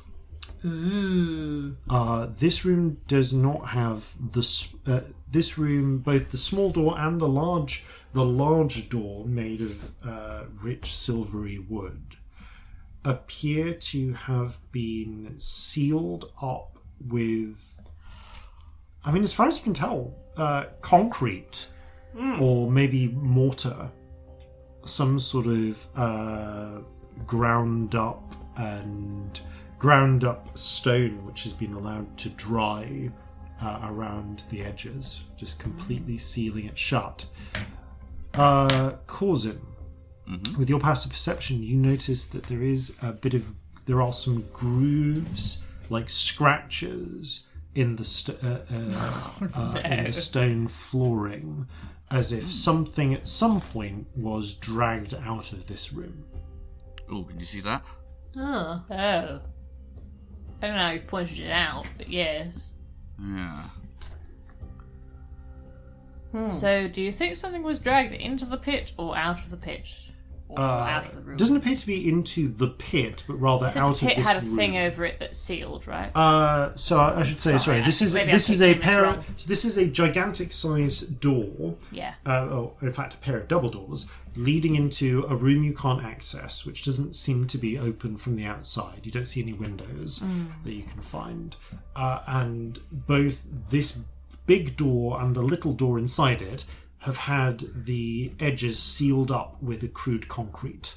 To put my ear to one of the lines. Roll a perception check, please. That is maths at 16. Can't hear anything except the fluttering of moths, and that's from outside. Can't hear anything. The concrete looks to be pretty old and pretty cracked as well. Yeah, this was clearly not exactly a rush job, but not built with the same care as the rest of the structure. That's a stone door. It's made actually of silvery wood. Oh, that's harder. Stone I could just get through, that'd be easy. The walls are made of cloudstone. Oh! You don't know how much of an effect you can thick are the have. But the walls around concrete here itself generally? is made of not cloudstone. The walls generally, Yeah. They're pretty thick. They're designed to pick high things. They're usually a good at least 2.5 feet thick. Cool. 5 feet in some places. So we could have a fiddle and try and break this open. We could. Yeah, we absolutely Or I could could. make a door. What? There's a stone wall here. I think I could just make a door. A door we can shut again if it looks awful. Might be simpler. That's more appealing to me than breaking it open and not being able to close it again. I mean, I could give it like a basic latch, but I can't make it lock. It's a simple door. No, but you can barricade a door. True. In a way that you can't I mean- barricade a literal fucking hole in the wall. Yeah, that's true. This does look like they've barricaded it. That is what is happening. It's Yeah. been sealed already. Can I have a look at the scratches on the floor and see what it looks like was Give being me an dragged on something investigation check, please. heavy? Investigation. Okay. 16. Okay. Yeah, it looks like a heavy object. Probably something like not like a body. When I say a heavy object, something rigid. Body wouldn't indent the floor like that. Yeah, it wouldn't indent the floor like that. Rather something like solid, quite heavy, probably a little larger than you, maybe thereabouts. Okay. I mean, there is another option here that we're not considering. I haven't scryed today. We could have a little. Or you could just look at whatever is the other side of that door. Yeah, we could. It would take, 20 minutes, but we could do. Have we? What's today been? How far back does today go? Yesterday was all fucking about, Johnny. Was it? Yeah. I can't remember time. I know because I I've mean, written it down on my I don't know how notebook long that we were- way, That is so good. yeah. I don't know how long we were passed out for, but I don't feel hungry enough to reckon a full day's passed No. No, me since neither. this morning. But it was yesterday that we did scrying things. So it was this morning you did stuff with. Oh, with was it? Realm of Okay, the I'm Finger sorry, I Snap. got that wrong then. So you have one. I can do scry. one more though. Oh, I don't know Might be what worth else it. we're going to We're, scry on here. Not stuck for time. I don't know. Gives the rest of us enough time to study the surroundings. True. I worry about using the last of anything because I don't know how time's passing here. Gonna have to sleep eventually, darling. Well, yeah, but does that mean that it will reset? It's a day thing, not a we sleep thing, isn't it? It is a sunrise thing, isn't it? Yeah. Not sure. How does that work with... Does that change, like, with when sunrise is? I have no Has the idea. sky Has it? changed Like, manifestly seasonally? since we've been here? Oh, the sky has not changed manifestly. Like, has the eye reset at different times based on the time of year? That's an interesting question. You've not really stayed up much to see the exact point of resetting. You just get a general sense of I it wake resetting up and around it's dawn fine, yeah. and like it being fine when you wake up. Celestia doesn't wake up at dawn. No. We've had nights where we've travelled through the night. You have had nights where you haven't been- stayed up, we and you haven't have a been thinking sense of about it sort of renewing broadly when the dawn is, but it doesn't. But it's also a sense of it slowly recharging over the day and like coming together. So I mean, yeah, The It's- other option is I could listen for thoughts, but I'm struggling for lower end spells. Yeah. To be honest, it doesn't feel quite worth it. I'll just make a door and we'll have a look. How much does that cost you? A medium sort of amount of Alright, but spell. how about we find some heavy shit? Yeah. Might be a good idea. Let's do that. Well, there's plenty of giant furniture around. and Yeah. indeed, yeah, there's a lot of heavy. Heavy shit to re-barricade the door is what I'm Yeah. thinking. if we Okay. need Yeah. to. This room does actually border onto the dining room, so you can literally get the gigantic wooden chairs. Yeah. Just in case it's There's an even absolute door handles no, that we'll are find out what's too in high there. up. You could try and prop them against. Shall I try making a door? Fuck it, yeah, sure. I'll cast Stone Shape and make a door. On which part? Next to the door, so that we're not risking going into the next You room. touch the painted cloud stone, and using his friend's guidance. And little help, please. Of course. Let's see. Well, this is interesting. Okay, let's see what we can do. Now, fold your magic like this. Ooh. And you feel friend's subtle guidance as you picture the door and the cloudstone, using one of literally a very small handful of forces that can actually affect it, melds smoothly and easily into the shape you desire. A thin set of lines appears cutting through it. Smooth hinges of moulded stone appear. A basic handle that you can just sort of pull and push on. And like that, set into the wall is a hinged stone. A simple hinged stone door. Ta-da! Door. Well done. Well done. Right, who fancies a peep? This thing is so impervious to damage, but this actually works perfectly. This is also maybe the worst idea ever, and I'm into it. Let's have a look then. Who wants to go first? Who wants a peep? Alright. Oh, I guess totally do, Corzin but I has the definitely most shouldn't. eyes. Corzin, you have a look. I'll just hold my hand around the corner. Okay. You have to pull open the door. It's well made. There's not the high-pitched, chalk squeaky sound you'd expect, but there is a soft sort of as you pull it open, because, the hinges aren't oiled. I'm imagining a noise like two bricks being rubbed together. A little smoother than that, like the smooth bits of two bricks being rubbed. So it's a little rather than a heavy.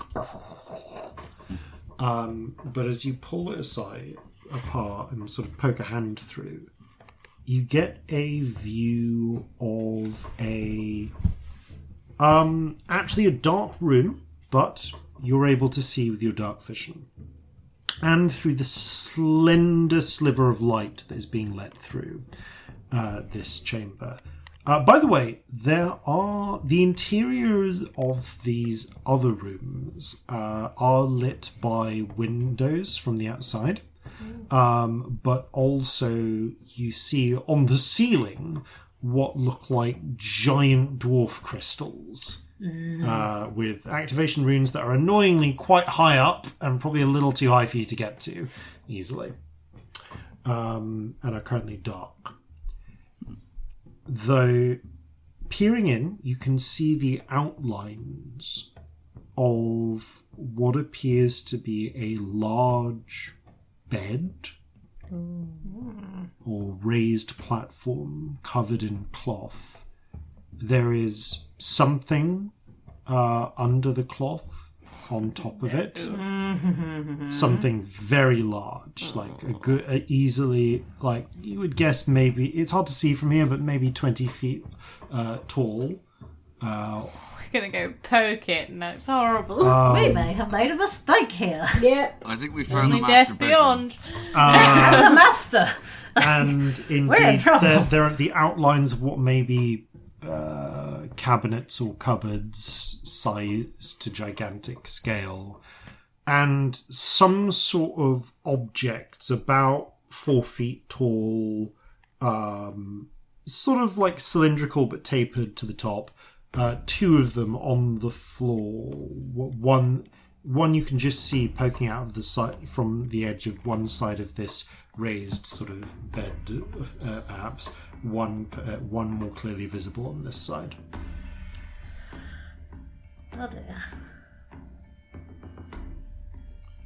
Does anything appear to be moving currently?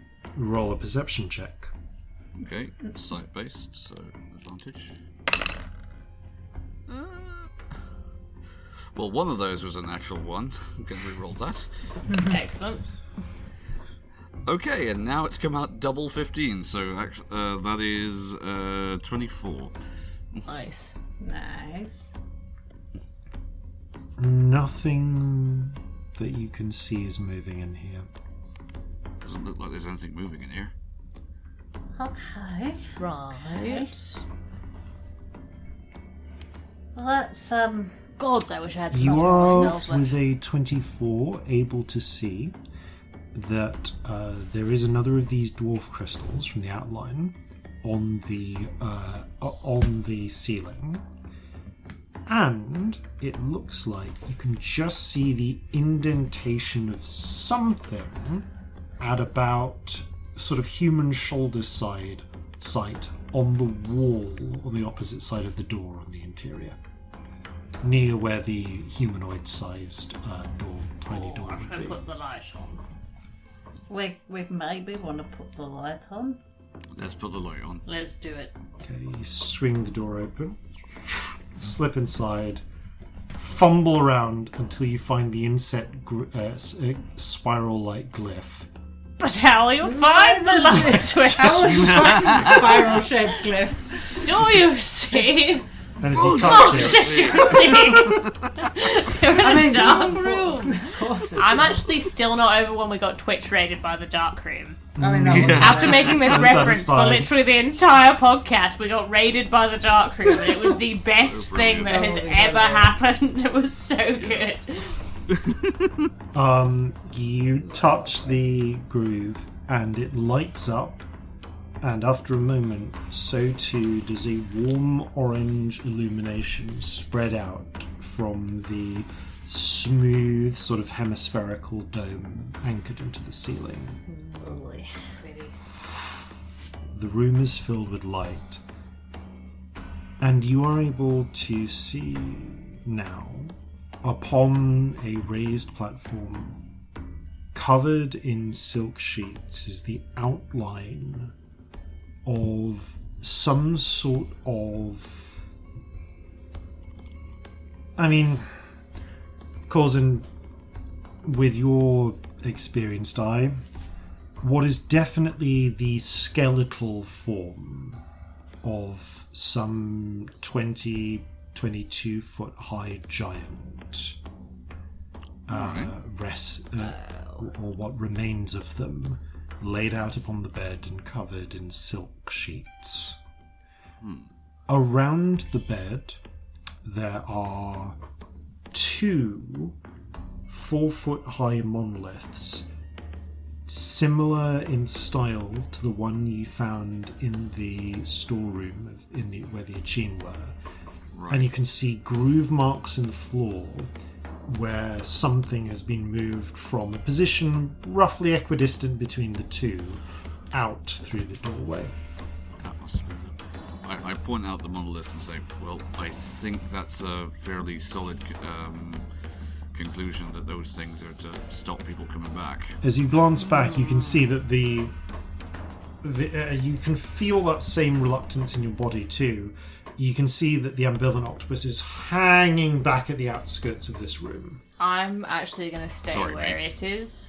Yeah, I feel like Celestia and the Rainbow Spirit are so intertwined at this moment that I probably feel the same as it does. Like, I had that moment of trying to go closer than it could, and Yeah. it was like Northern Lights separating from your demon. It and I just very didn't much like feels it. like that. This Yeah. room feels... Bad. It feels deeply unwelcome. Okay. I think this is as far as I go, folks.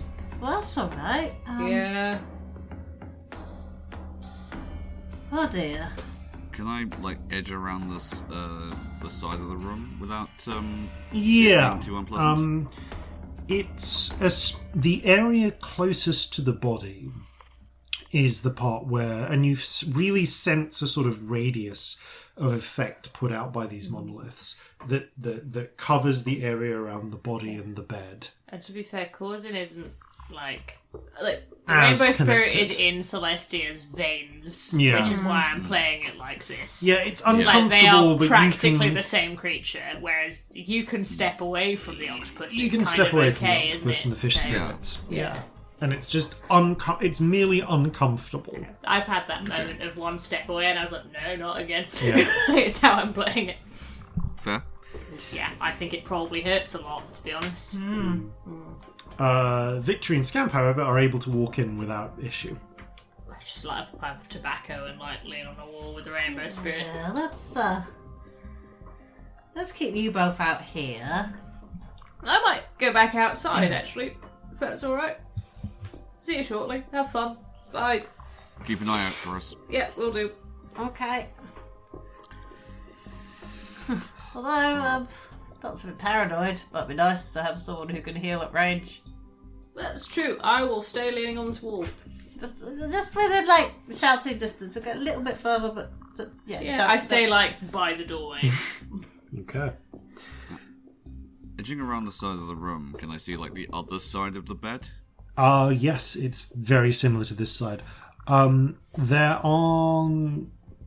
not a lot in this room. There are some cabinets, what looks like a gigantic... Basically, something akin to almost like a gigantic armoire. The style is not contemporary to you, but just looking at them, there are clearly storage places. There is a bedside table with something on, though to be honest, it's actually kind of hard to see what, because giant. Right, so this is a bedroom, not a mausoleum. Yeah. Huh, interesting. Shall I go have a little look closer? If you would, By all means. Victory, do you want to help? Because... Yeah, Let's see I what could we give can you a boost up onto the bed. I can give you Sure. a little rainbow ding from over here if you want. Sure. No harm. Okay, Do let me just... help me, darling? Oh, it's just the rainbow spirit. Yes, okay. Yeah, from okay. here. We don't have to go any we can further. just... A D12 when you want it. Thank you. Victory assists you in clambering up to take a look. So from the top of the bed, which you're able to get to with a bit of clambering and assistance, you can look around. For one thing, yeah, the body has clearly... The body of this giant, for a giant it surely is, has long since turned to bones, and the bones are pretty visible. It's a pretty obvious silhouette underneath the silk sheets.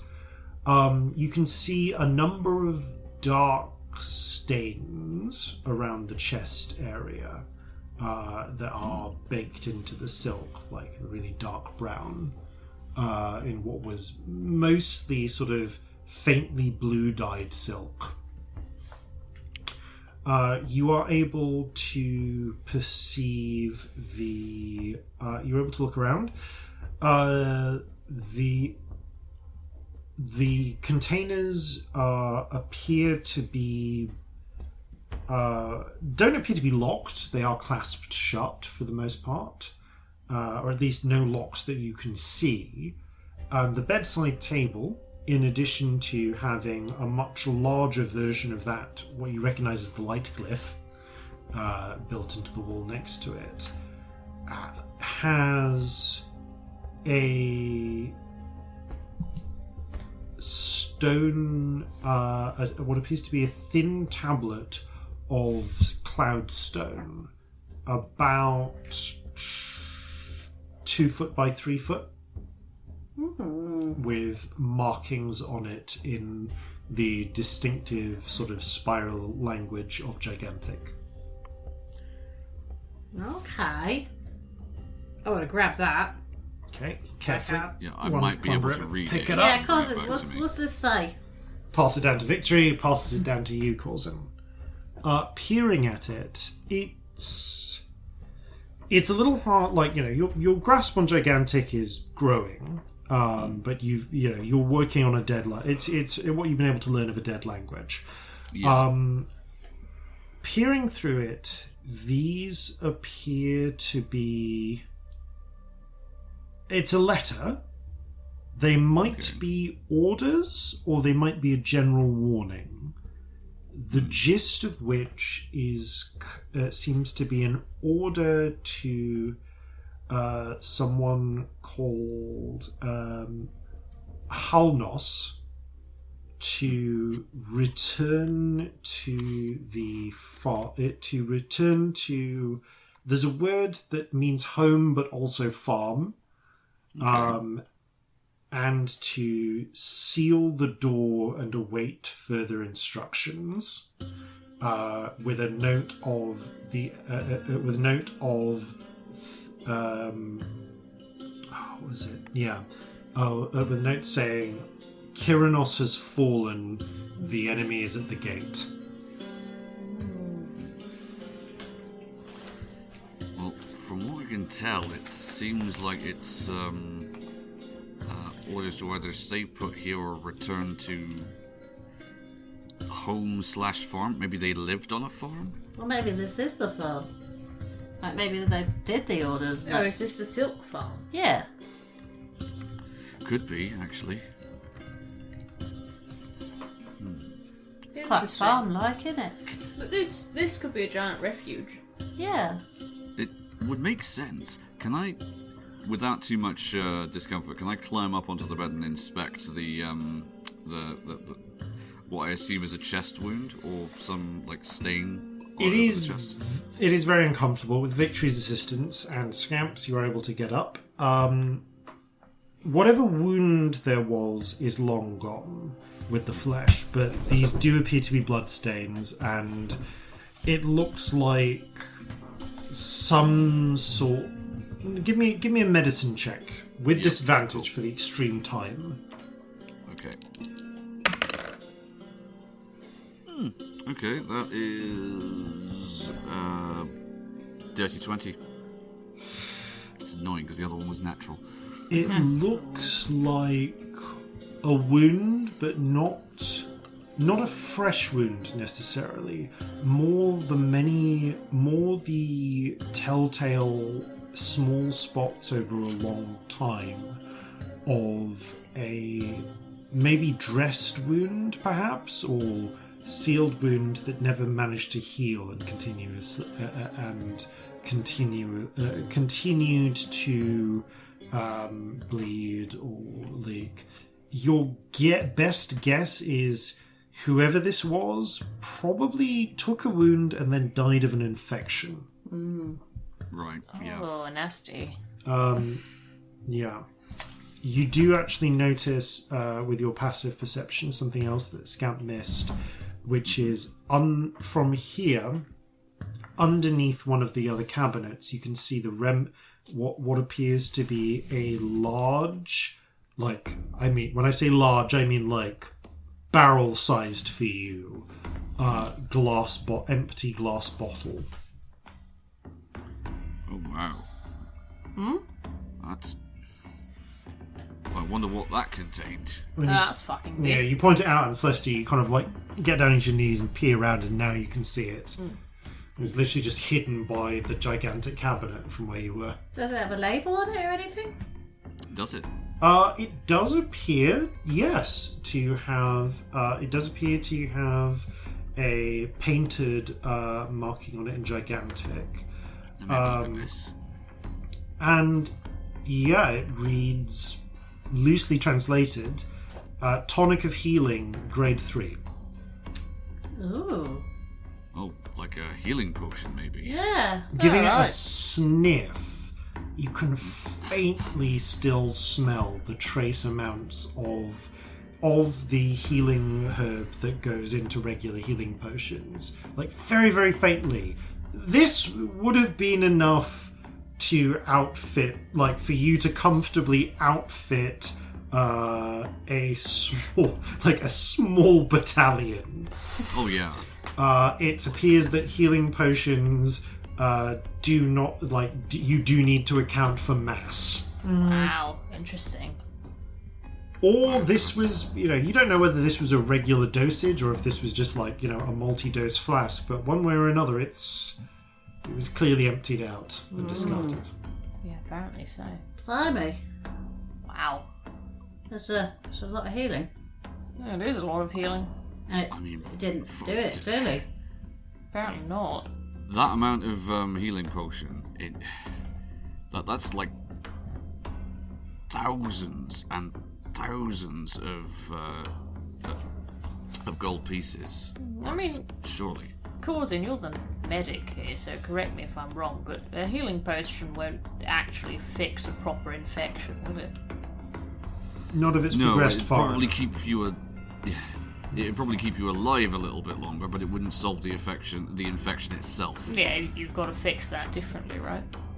Yeah, you'd need to treat that before you could use the healing potion for anything other than just keeping you alive a bit longer. Well, exactly. I feel like they always said, sort out the infection in a wound before healing it up. Oh yeah, I suppose that makes sense. If you just close it over the infection, that could have... It's still fucked. Like, it doesn't clean anything, Odd that if they it's had like healing a the broken leg in the wherewithal... wrong place. Yeah, well, that does make a lot of sense. Odd that if they had the wherewithal to create this, they didn't have the knowledge to treat the infection. Well, I mean, the people who created it weren't necessarily here. Also, True. Not everyone does. I mean, we're in a real state if the ship's surgeon goes out. Yeah, well, that's the thing. I have healing magic, right? But when it comes to treating infections, I only know the basics. I'm not a medic. Yeah. That's specialist knowledge. And if there just wasn't anyone here who had that... And we've seen, a few people here.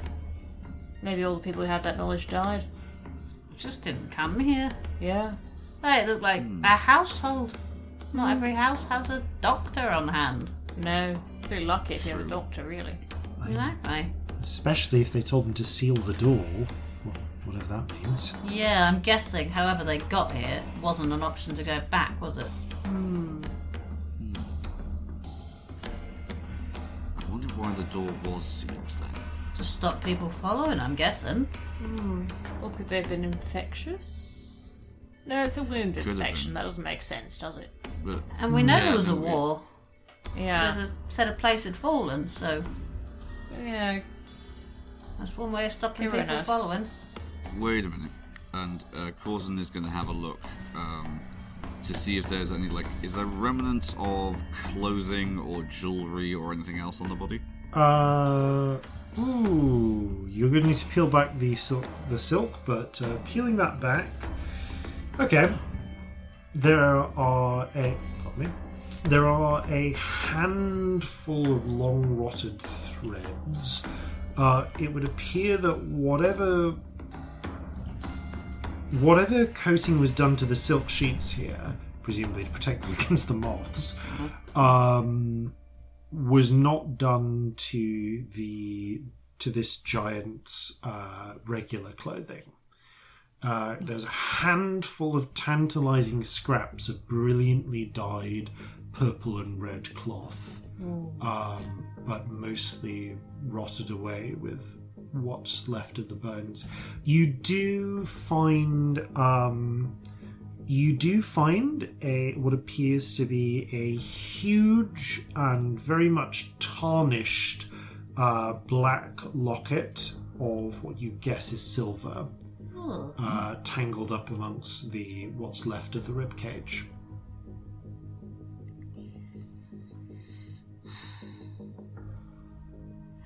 The only reason I could think that they might seal it away is so that there wasn't the opportunity to grave rob the place. Also, because, there's a room with a corpse in it, and we know the other people died of old age. Personally, if I'm living in a place with a corpse, probably going to seal it because it smells. Oh, that's a horribly good that's point. a really good point. Yeah. Also, possibly out of respect. Yeah, no, I would say, it's for the respect. It's because of the smell. It is. You'd say, maybe if anyone asked, you go, yes, out of respect. Out of respect, Out we've of sealed respect. them into their tomb now. Yes. But if you're trying to make something a tomb, you do seal it, right? Yeah, I suppose, yeah. I don't know why that feels logical, but it does, doesn't it? No. You usually do, don't you? Is that to stop them coming back? I wonder if it is to stop them wandering obelisks off. to stop them coming back. Yeah, but what if the obelisk failed? Actually, I think maybe that if the obelisk failed, The concrete probably gonna not work either, isn't it? Probably not. That would Also, I have can been my assure you the obelisk hasn't failed. Oh, no, we No. know it hasn't, but that would be a fear. Yeah, maybe. There's 2 redundancy. True. Or did they have something super valuable on them that they wanted to protect? I mean, What is this locket? What is... I didn't want to immediately jump to grave robbing, but let's rob a corpse. Well, if you can figure out what it is, if it is anything. It appears to be a by your standard, like fist, like full open hand sized lozenge of silver on a chain. When I say a chain, I mean like a chain. Massive locket on my list. What's in the locket? Massive locket. Okay. Moving the clasp and opening it. In the light, you are able to catch sight of a pair of somewhat stylistically painted images of 2 figures. One of them looking not dissimilar to a hobgoblin if you scaled them up and adjusted the ratios, some of their features, with sort of touzled, bright coppery hair, reddish skin, and you can see the upper part of some sort of dress. Another similarly, but with more sort of golden hair done up into sort of like, on top of the head type hair arrangement, wearing a similar sort of reddish skin with a slightly different variation on the same dress. Oh. There's a nice picture. Oh. That's quite sweet. Yeah. They look... there's a family resemblance between them. Well, I feel like an arsehole. Maybe we should leave that here. Yeah. Let's not rob a corpse today. I mean, I feel like an arsehole for saying that, No, it's a lot of silver. It is a lot of silver, and we quite are frankly, all pirates. we already robbed a corpse today. I'm literally wearing its clothes. We're actual pirates now. Let's take it. Should we take the picture out and leave the picture? That might be a nice thing. The picture does appear to have no use been... to us, really. I mean, it's painted onto planes of wood set into the locket, so I guess you could try and pry it out and leave the picture. No, That how do might I be take kind. this out neatly? Interestingly, though, looking at the pictures, and then looking obviously at the remains, does it look like this is a type of giant that isn't around anymore? That it's not like Littleman, is it? No. Littleman was about 14 feet tall. This one is 22 feet tall. Wow. Right. Okay. I did really enjoy the pause after giant before you said that isn't around anymore. So it was just, is this some form of giant? Yes. Yes. Well, yes, we had established. I know, but there was a pause while you were finding the right words. It was just lovely. Very seriously asking I this say, giant. brothers, I believe this may be a giant. I don't want to jump to conclusions, but No, this giant is about, like, Littleman and a half. Does it look Okay. dead? I don't want to be jump to I'm any not conclusions. any The form of doctor suspicion here. that this was a deceased giant came when I was unable to locate any of its skin. I don't know what this character is, but Representation is required. This is a very highly confident, low intelligence, low wisdom character, Yes. and I want to A play it. scientist with low intelligence and low wisdom. So they're just shit at everything. They're basically just like one of those hobbyist, like, aristocratic scientists Oh, yeah. from the They've got 1800s. one of those like fun science kits that you get when you're a kid, and Yeah. they've used it once and they've decided they're a scientist. That's what it is. Oh, I like this character. I want to play them. I think we all want to play them. Yes. Just 4 of this character as a campaign. Okay, this is a one shot waiting to happen. Isn't it? To cut a long story short, It's giant and it's dead. it's a giant and it's dead. You also, I will say that over the next 10 to 20 minutes, you do open up the various cabinets. The cabinets have done a reasonably decent job of preserving a lot of gigantic clothes. Oh, cool. They're honestly so voluminous that it would be quite difficult for you to take them all, just because of the literal volume. Even with the bags of holding you have, they're not terribly portable, but you could probably stuff one away if you wanted. Annoyingly, it seems that beyond clothing and I'm going to say like a pair of mithril scissors that you find, which is included, I'm going to say, Go with our kitchenware. found. Yeah. And some small beauty tools and the like. You don't really Massive find, tweezers. basically giant tweezers and a giant file. You don't really discover much more. Having put these together, Victory suggests, right, shall we let's get this the totem into one of the bags Yeah. and bring it back. Agreed. 1 down, 4 to go. Ugh. It takes you another full hour to make the journey back. Without Moth-Man haranguing you the whole way. You head to the atrium, take one last look back at this strange, isolated valley, and then So many cat scratches on my back. so many cat scratches So in your back to many. come, and head back down the Cloudstone tunnel, then into the open abyss, clambering cat scratches on your back across the hand-holding spot, Oh dear. back in, and then back to where it becomes a footpath again, and eventually another cavern leading back up, another tunnel leading back up to the cave. Victory, with your aid, replaces the pyramid-like totem at the in the original position, sort of carefully anchoring it in place with a few heavy rocks. Okay, we're down, 4 to go. Let's head back up to the mansion. Yeah. Good idea. You clamber back up the stairs, heading out into the buttery, into the wine cellar. And as Corzin, you've been going first most of this time. Yeah. As you open the door out of the wine cellar, you're all travelling with just like the purple dancing lights.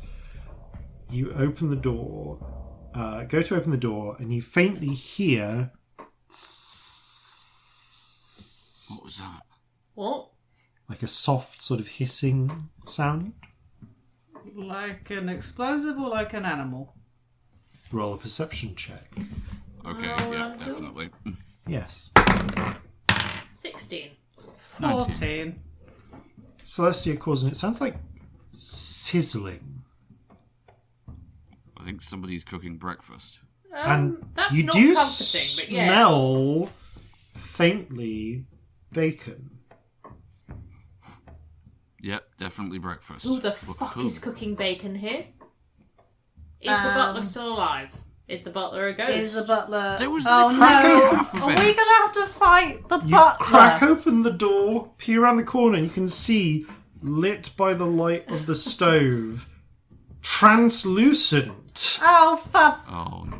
the form of might Squintworth not be volatile. Butler appears to be frying bacon and eggs in a pan held over a fire, looks round and goes, "Ah, young master, I'm preparing breakfast." Lovely. And we'll return to that after these, no doubt important, messages. I hate you. They say he stalks the night. They say he can't be killed. They say he likes, rates, and shares Flintlocks and Fireballs, supports their Patreon, and furthermore, keeps the city safe from his nemesis, the Chortler. He is the absolute scourge of all textile workers everywhere. All criminals of Newmark had best beware the MOTH-MAN. And welcome back. Ah, young master, I've just been preparing breakfast. Oh, thank you very much. Excellent. Loves breakfast. Anything untoward happened while we were away? Well,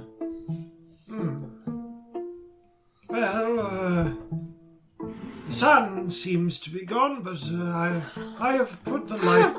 I can put the lights on for you, young master. One moment.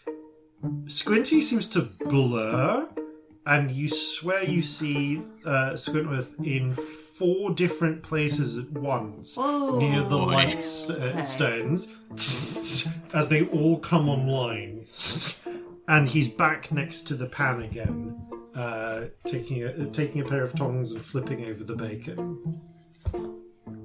This is fine. Yeah, nothing weird here. This is absolutely normal in every way. A professional should be quick to task. I mean, you're very professional. Yeah. Then. Yes, Yeah. very. Thank you. Would you mind if we headed young through master. into the... Not at all. I've heard like of individuals being like a plural, but this is the first time we've been a singular. It's great. I love it. All of us are the young masters, the Yes. singular one. He Great. blinks confusedly for a moment. Ah, you appear to have guests, young master. Yes. Yep. Would Loads. you mind if we went through into the dining room? Not at all, master. I'll prepare some.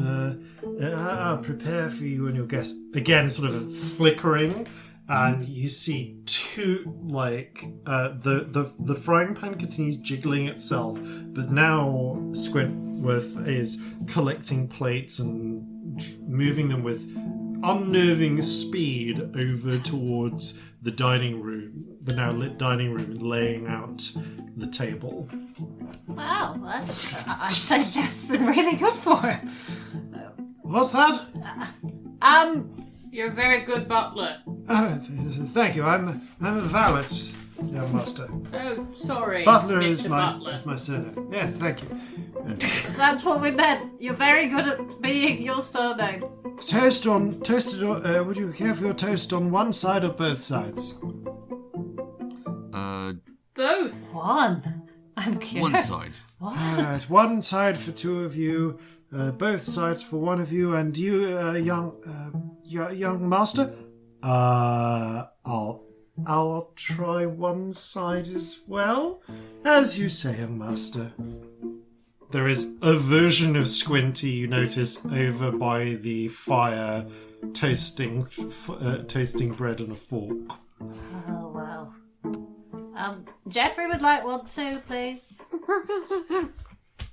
I Or if see. you happen to have any peanuts. I'll see what I can do for your pets, young master. Thank you. Victory awkwardly shuffles into the dining room with the rest of you. Well, this was fairly close to the top of the list of things I wasn't expecting. Yeah. I think this is a pretty weird day, even by our standards, to be honest. Yeah. And that's saying something. Yeah. That really is saying something. Oh, I'm glad we've set a bar, you know? Yeah. I mean, we're in a void, and there's a ghost butler that can spit into however many. Yeah. We're in a house Very neat that we trick. stole. And there are other people's I mean, we houses stole that it they twice. We stole the deed and then it was ours. Yep. This does rather And then we complicate stole something, more, though. literally. Oh? I was intending to do another, and he sort of mimes the action he does for casting primeval awareness. I'm just going, but I won't know that there isn't anything that isn't just him now. That's true. Huh. Did you or did you not sense a lot of undead before? I don't generally get a sense of numbers, and DM, correct me if I'm wrong here, but the intensity of the feeling that I get when I cast Primeval Awareness. It usually gives you a clue of if you're on the coast, it's 1 mile or 6 miles. Yeah. And in this case, it could have meant lots, or it could have meant right next to me. It could have meant close. Right, okay, it's more proximity that I get. So that I'm going to do it anyway. Sure. Cast Primeval Awareness. Okay. Last first level spell slot. Yay. Okay, pulse. You get again the cold chill of undeath, the piccolo scent, the piccolo trill of Fey, the infernal, the piping sort of infernal sense as well, faintly as well. Yeah, I have the storm. Yeah, and of course the roaring of the sea, just the once. Now, what is that? Okay, so the infernal one, that is definitely something I only get around demonic entities, right? Yeah, and it's very faint even here. Alright, so the only thing I can't really account for is very faint, infernal. Okay. Alright. Everything else, it makes sense that they'd be here. Right. And I can sense it like I'm on, like I would if I were anywhere inland. Right. Well, it's nice to know we're not on the coast. Actually, we did know, you said before, but I hadn't really considered if that. If this house was where it started, it would be on the coast. Oh yeah, it's very much not where it started, isn't it? Your toast, young master. Squinty's just there. With arms full of silverware with toast, bacon, fried eggs. Just plating them out. Would you care for some coffee, young master? Yes. Yes, please. Yes. Never. I will go for some coffee. I'll take a coffee as well. Very good. 3 coffees and... Milk? Very good, young master. Squintworth is gone. I kind of hate it. Oh, I'm sort of obsessed. What are you suggesting? Do we have to put a collar with a little bell on him? I don't think it would help. He's a ghost. If he poofs, wouldn't it just drop to the floor and be a sad little bell collar on Probably the is floor? that's how it would sounds work. like it. I'm saying it's disconcerting though it is. Oh. Everything's disconcerting here. Yeah, I mean, disconcerting is relative, darling. We're having dinner in the forest. I've not been certed in ages. I don't think I've ever been certed. Concerted? There's probably more syllables in that. I've never been concerted or certed. Fuck you. I feel like you need an auditorium to be concerted. I'd love an auditorium. Somebody bring me an auditorium. I've got so many instruments. I'm sure Squinty can can manage it. Probably. Squintworth, sorry, that's the other one's Is there a seal. ballroom upstairs? That'd serve. There is indeed a ballroom on the ground floor. Oh wait, no, of course it's on the ground floor. Have a concert. Well, ballroom's through there. Excellent. I don't know if I have breakfast. Yeah. I want breakfast. Probably. Breakfast is a good plan. Yeah. Victory just starts piling eggs onto her toast, which has indeed been done on one side. That's so weird. Like an Englishman not in New York. Oh, I was going to say like a halfling in Newmark. Yeah, like a halfling in Newmark. Bit of whiskey and a coffee. Bit of whiskey on every break we've had. I'm just imagining that 6-second anyone rule. was curious. I'm an alien. I'm a legal alien. I'm a halfling in Newmark. Aww. Fucking Tispy, I'm an alien. A legal alien. I'm an orcish man. That was the worst German accent anyone's ever done, but I made an attempt. Oh, I do worse ones all the time. I don't know where mine was. Yours were at least German. I'm really not confident what that was that I just did. You have a slightly disconcerted breakfast, with coffee indeed appearing at one point. And your coffee is and milk. Thank you. Thank you. Thank you very much. Very good, young master.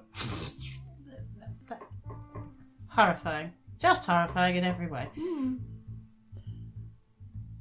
think we'll ever have like a normal day. I think at the point that we think it's a normal day, if we compared it to literally anyone else in the world's normal day, we'd find out it wasn't. To be fair, the most normal day I've had in a while was going on a date with somebody next to a giant statue of them beating up a tiger and looking out over a fantasy landscape in Dreamland. Normal is another thing that I think is very, very relative. Yep. Yeah. I've never gone on a date, but that sounds like it was a good date. It was a cracking date, if I do say so myself. I've never been on a date, I don't think. Not intentionally. I'm sure wisdom would say Can you- if you ask nicely. Can you go on a date by accident? Surely. I don't I've know. heard you can go on what you didn't think was a date, but the other person did. Oh, that sounds hard. I've gone on things with Molly that didn't start out as dates, but ended up as ones. Oh, that sounds nice, though. That's very Yeah, wholesome, it isn't it? is. What on earth do we do now? I mean, we've got 3 options, really. I mean, technically 4, but how do we get up? Yeah, that is... Up is hard. Up is hard. There's a lot of up. There's a lot of up. But in terms of what we can see, there's... If you're confident you can get us back to where we should be, I really want to know what that infernal entity is. Oh, that What sounds do you Because if mean it's get us here- back to where we should be? I mean, as far as I'm aware, Victory, no shade, but nobody is confident they can get us back to where we should be unless we have all 4 totems that are still remaining, yes? Yeah, we should go looking Yeah, for those. we Those get- are the things yeah. we really need to prioritise. Yeah, again, no shade, darling. It is what it is. But It's the first time I've done this. yep, don't worry. So we go looking for the totems. Yeah. Seems to be a sensible option. And if we don't find out what the infernal presence is on the way, then at some point that might be something we should look into, but maybe not right away It's until we the know we only can get thing there I and can't back. account for. Like, Yeah. I can... And he ticks them off. I can sense undead, which I'm guessing at this point is our butler friend. Yay! I Hopefully. can sense the Fae, which is obviously Marjorie. Hopefully it's just Marjorie. It's not any more than when it is just Marjorie. Well, that's reassuring, I suppose. Can we rest here? I don't see why not. Don't know, probably. I mean, there are beds and such. Unless there's something about this place There's a that's bath. yeah. It is a good bath. I did have one before void time. I think also we're probably safe-ish, and we've got Squidward, who's probably everything and nothing will get past him at the same time. Well, we'll know if somebody else is in the house because we'll go, young master, do you want a That cup is of tea? Did you call my name, young master? I'm so sorry. The coffee's wonderful. Please, you're doing great. Everything's fine. Thank you. Very good. Is there any cake? I could whip some cake up for you, young master. I would love some That cake. sounds Very incredible, good. actually. He's gone. The moment you take your eyes off him, Like after, no it's just warning. I know they've all been disarmed now, but it might be worth for future reference figuring out where all those traps were in case we do need to secure this place again. I hope not. I'm sorry, young master. Did you say you wanted me to rearm the No, traps? no. Well, let me do it. No, if you do. Thank you. Fucking hell, my nerves. Speaking of nerves, what are our void options? We've got up. Yeah. We've got creepy web time. There's the weird sort of steel walkway bridge thing. Yeah. There's the literal hole in the wall, and then there's the hedge maze. Well, the hedge maze One of those is closest. creepy web time. Have I made that up? That's the steel walkway. That's what I it got all thought. Yeah. twisted to look a bit webby. Yeah. My brain probably goes to webs where there isn't any. But which one of those do we fancy? Do we fancy creepy web time, maze time, walkway time, or up? I mean, they all sound awful, but We don't know how to go up, so I think we should probably discount that for the for moment. now, Yeah. let's discount up. But mazes sound like simultaneously awful and amazing. You never went to the Amazing. mirror maze in the Dreamfold, did you?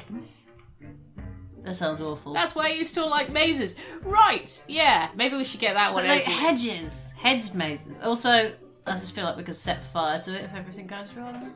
But that might be my solution. Probably a bad to idea to do too when you're many still in things. it. Yeah, I was going to mazes say, work not while the we're same. in the maze. I like setting fire to things, it turns out. I like setting fire to things too, but you don't see me setting the ship on fire.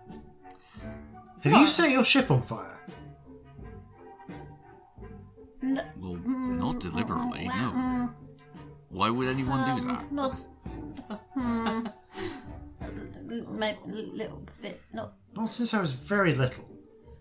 What? Have I ever said this? I feel like I have. But I can't think. I don't think you have. you ever have. You've done some weird things. You made a load of people invisible for a bit once. I but did I that. don't think you've. Friend dryly comments, "You have set Celestia on fire before." I have set Celestia on fire You before. did do that. That sucked. I set myself on fire. I set Corzin on fire. I set everything I touched for a while on fire. But I don't know that was on the ship. Maybe it was. CD sort of sleepily comments, "Wait, when did they set Celestia on fire? Was I around for that?" "You don't remember. Trust me." "Oh, okay."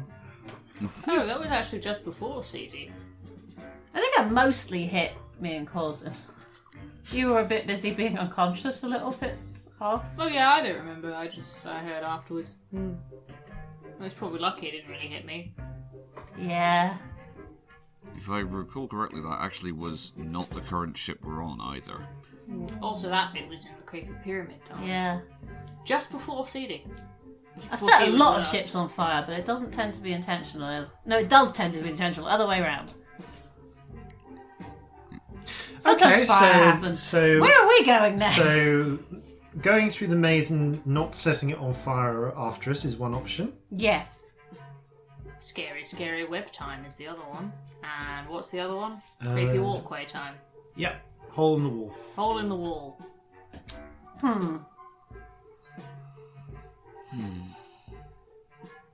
I could be up for a mortifying hedge maze. I kind of love the sound of a mortifying hedge maze, but that might just be the exhaustion talking. We Well, sleep before if we do all else anything fails, else. you can just fly over the top of it. Well, no, you see, we did this before. We tried this. We had a maze, and I ended up inside a cube of acid. Yeah, that was the worst. Well, you were busy running around a maze. I was just, like, melting for a bit, so... maybe we don't take too many shortcuts right off the bat. That was awful, wasn't it? To be fair, that was teleportation rather than flying, but, you know, when you try and take a shortcut in a maze, the maze fucks you, Yeah. is what I've learned. Excuse my Sulian.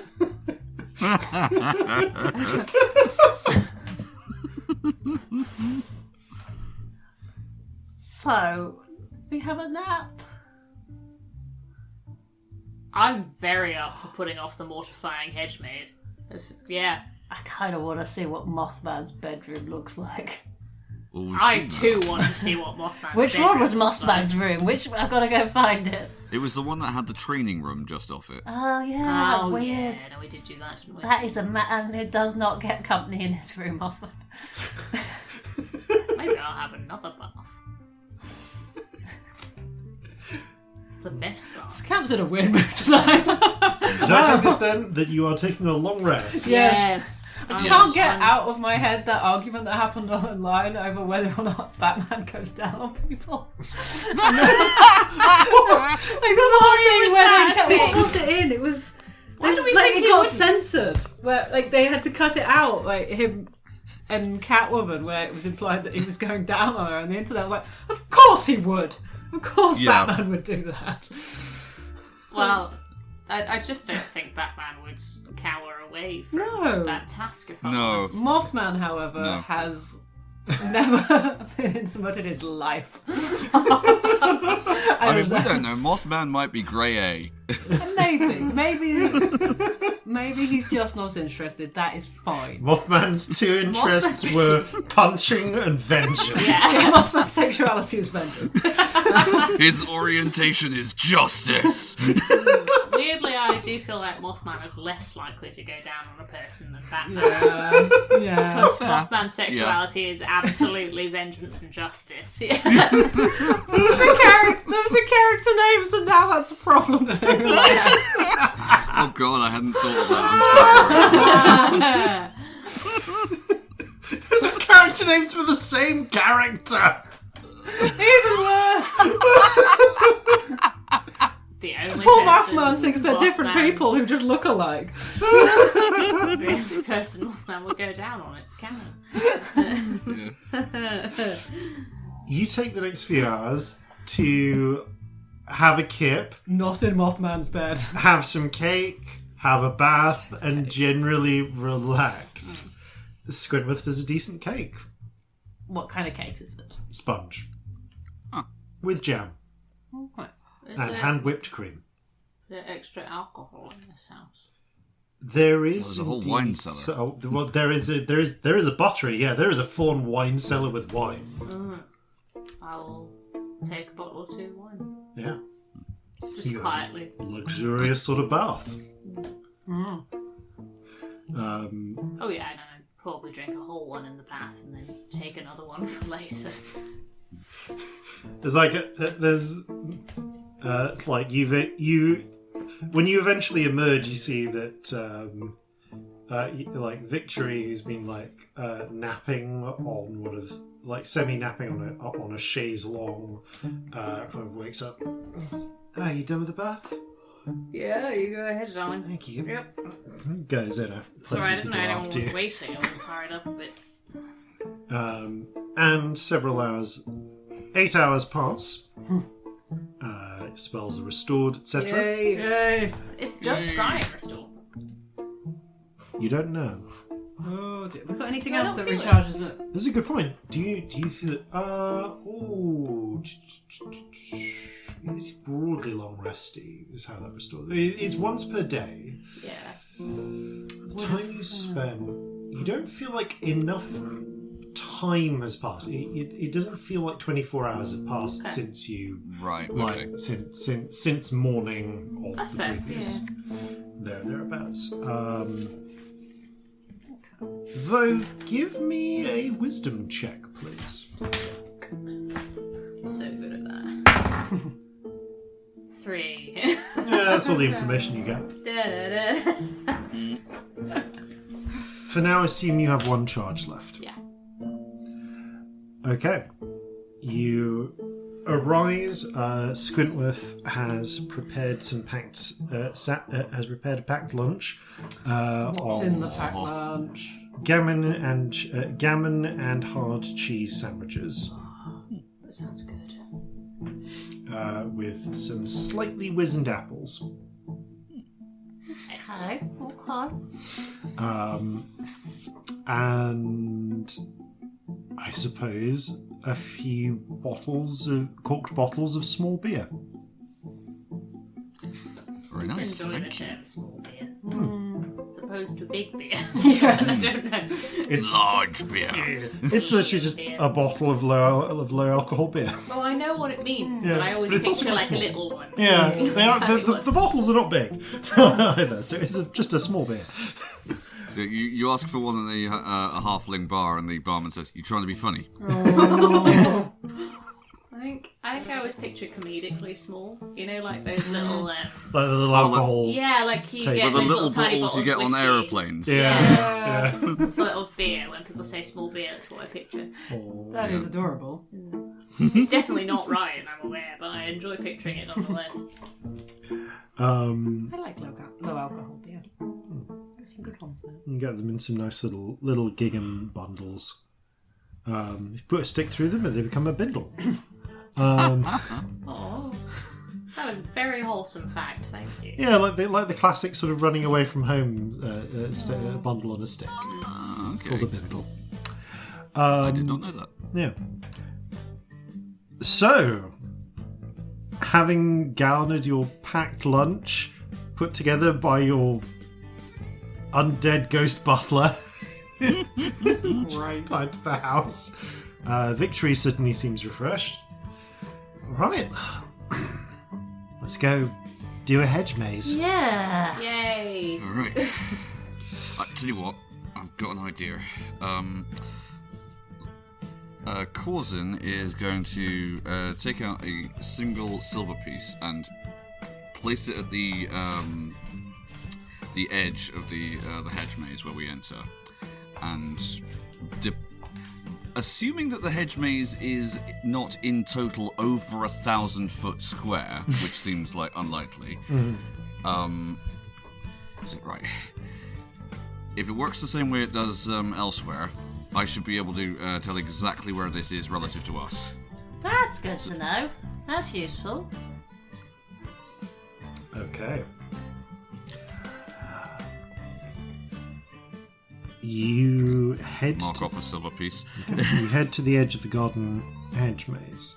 The hedge maze that was there has deteriorated somewhat compared to how it was when it was fresh, as well as the hole punched into it by the departing totem. You can see that there is a mixture of twisting roots and vines, broken pieces of soil and dirt, and the new maze seems to go outwards and downwards a little, formed of a mixture of hedge and twisting and thick twisting roots and branches. Just looking at it, you can see 3 different paths leading in. Left, right, or forwards. Oh, We can flip a Should we- 3-sided coin. we should have some sort of record of which way we're going, assuming this isn't a creepy maze that's going to move behind us. One of us can write it down. Yeah. Also, is it just like soil on the ground in front of Should us? we make marks or leave any Yeah, it signs? looks like dirt. Oh, I can do Right. marks. Yeah, just Oh, I can do marks. What can I do with marks? What is this? Well, I did that when you were looking for me down below. Yeah. Well, this is a junction. Make an arrow in the direction we go. That works.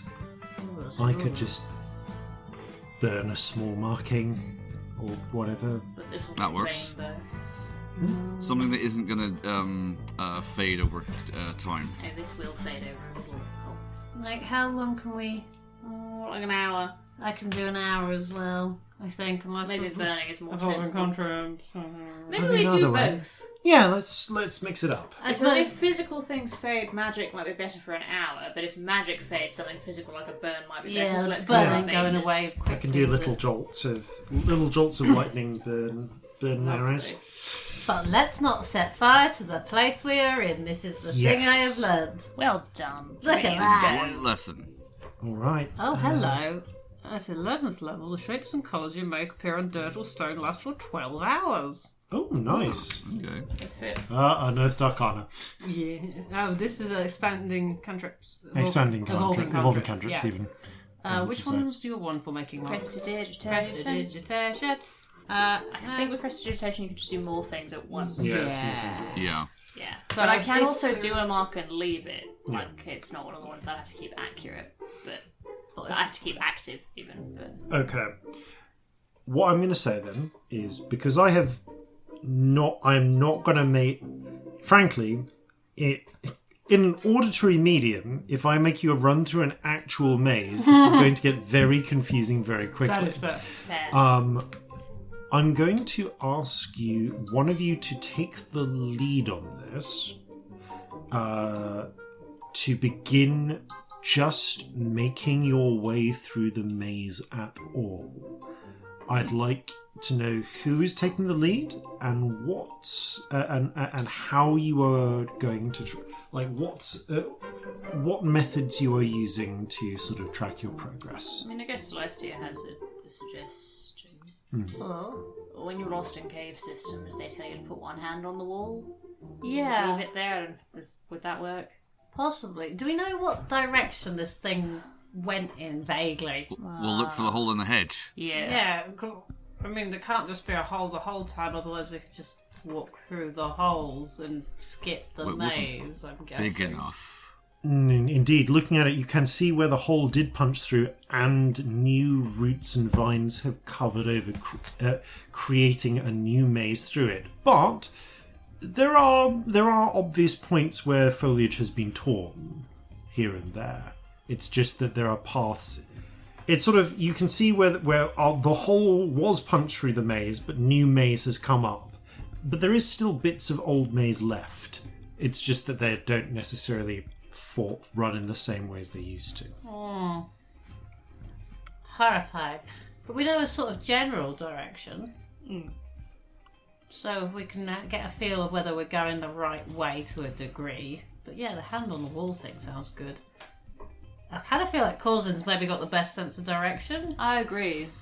Alright, I should be able to, based on where we entered, is this maze vaguely square or rectangular? Oh, it starts out square, and then swiftly, as you see it start to go down into the ground, clearly begins to abandon that and becomes a more organic maze. And it also starts to... You lose the ability to tell exactly what it is from above, because it seems to go under the garden wall and into the ground. And you remember when peering at it from the side, it did seem to stretch out into the darkness before fading out of sight. Corzin, if you are navigating this then, Yep. with the aid of everyone of Celestia and Scamp and Victory making little marks, I will give you a +2 to this check. Please give me a survival check. Survival. Okay. I can have up to 5 So effects, so I won't do... That's all +2 of my on bonus. top of my usual survival. On top of bonus. your normal survival Right, bonus, fine. please. Cool. It's a sort of minor advantage. Okay, that is a 21. Okay. Tracking the points where you see leaves torn by the and keeping in your mind the direction that the totem was originally going, it becomes very much a case of trying to get back to the path that the totem left, which is harder than you might expect. The different portions of the maze form thick walls, and as you go down and are traveling by the dim purple light of the dancing lights, it gets harder and harder to keep track. It does require actually quite a lot of skill to keep, and sometimes there's like long gaps of several minutes at a time having to loop around before you find another of these telltale scratch marks or broken bits of foliage. But you do manage to keep, broadly speaking, going on this same path.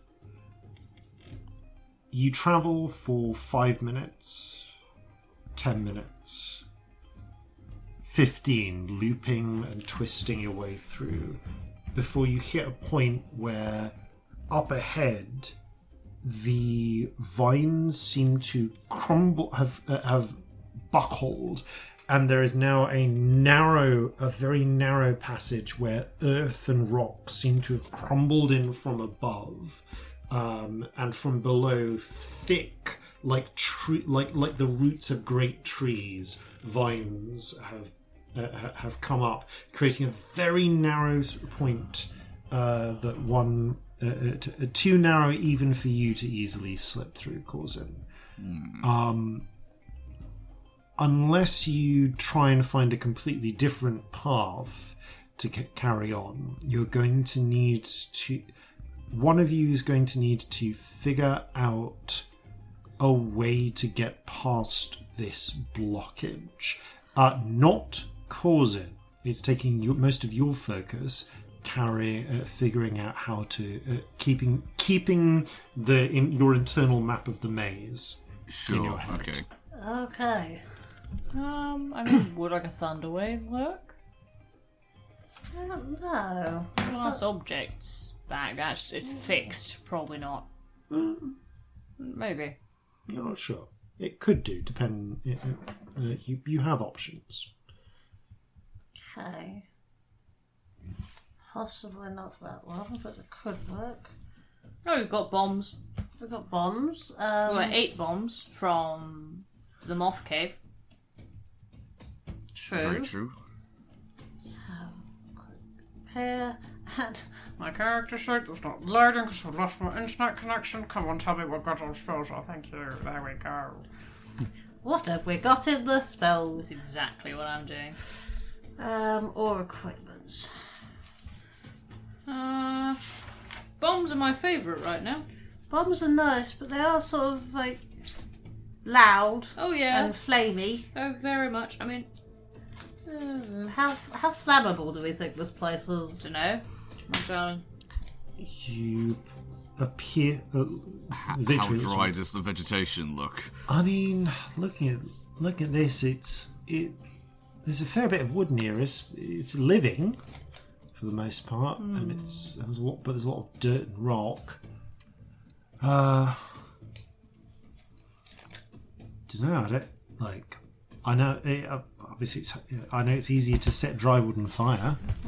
This place is weird. I'm just going to check something. Excuse me. I turn to the hedge. Could you move, please?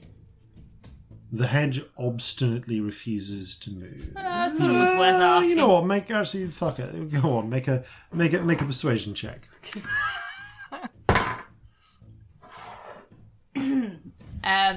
33. The hedge obstinately refuses to move, but you hear something shift somewhere.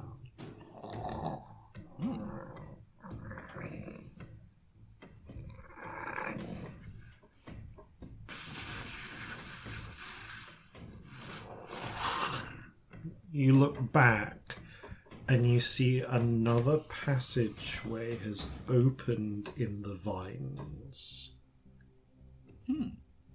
Well, Everyone else is seeing this, right? yeah. Yeah. Was that you? Yes, I asked. But you asked this one.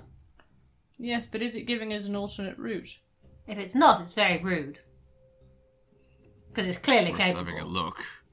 So, Can I attempt to fold this new development into my mental map of the maze? Yeah, it's a bit of a diversion, but as you start to follow it down, it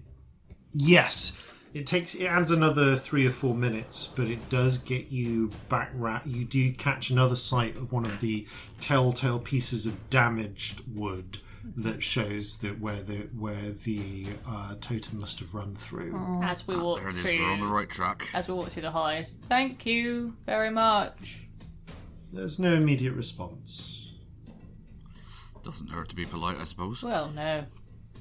yeah. You continue making your way through. There's a temperature change. The abyss outside has been slightly cooler than room temperature for the most part. No breeze, though. And no breeze here beyond just your own breath, but it does start to feel warmer, more humid as well. And and there's a point where, as you start to get closer, further and further in, you reach a corridor of sorts where the maze junctions come together. And there is... it's not necessarily horrendously narrow, but there is now... But there is a sort of corridor formed of twisting roots and vines leading onwards. The walls and ceiling and floor of which are at different points covered by thick pink and yellow flowers. Peering, you see one of the ones in the ceiling. As you kind of step forwards, there's like a little bit of a juttering. You see just some faint sort of pinkish purple pollen or something fall from one of them. Oh. Can I identify them? Roll a nature check. Okay. That's a 17.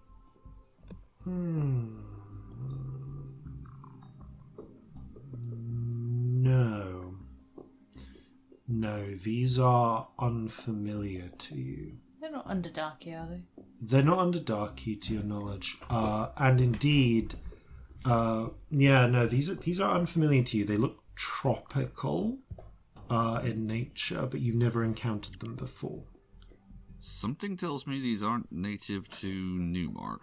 No, that's not enormously surprising. But also, anyone else getting "don't touch these, they'll kill you" vibes? I'm or is that getting just really me? don't Yeah. touch them, all the pollen vibes, yeah. Is there any way I can, without touching it, determine this? What do you have in mind?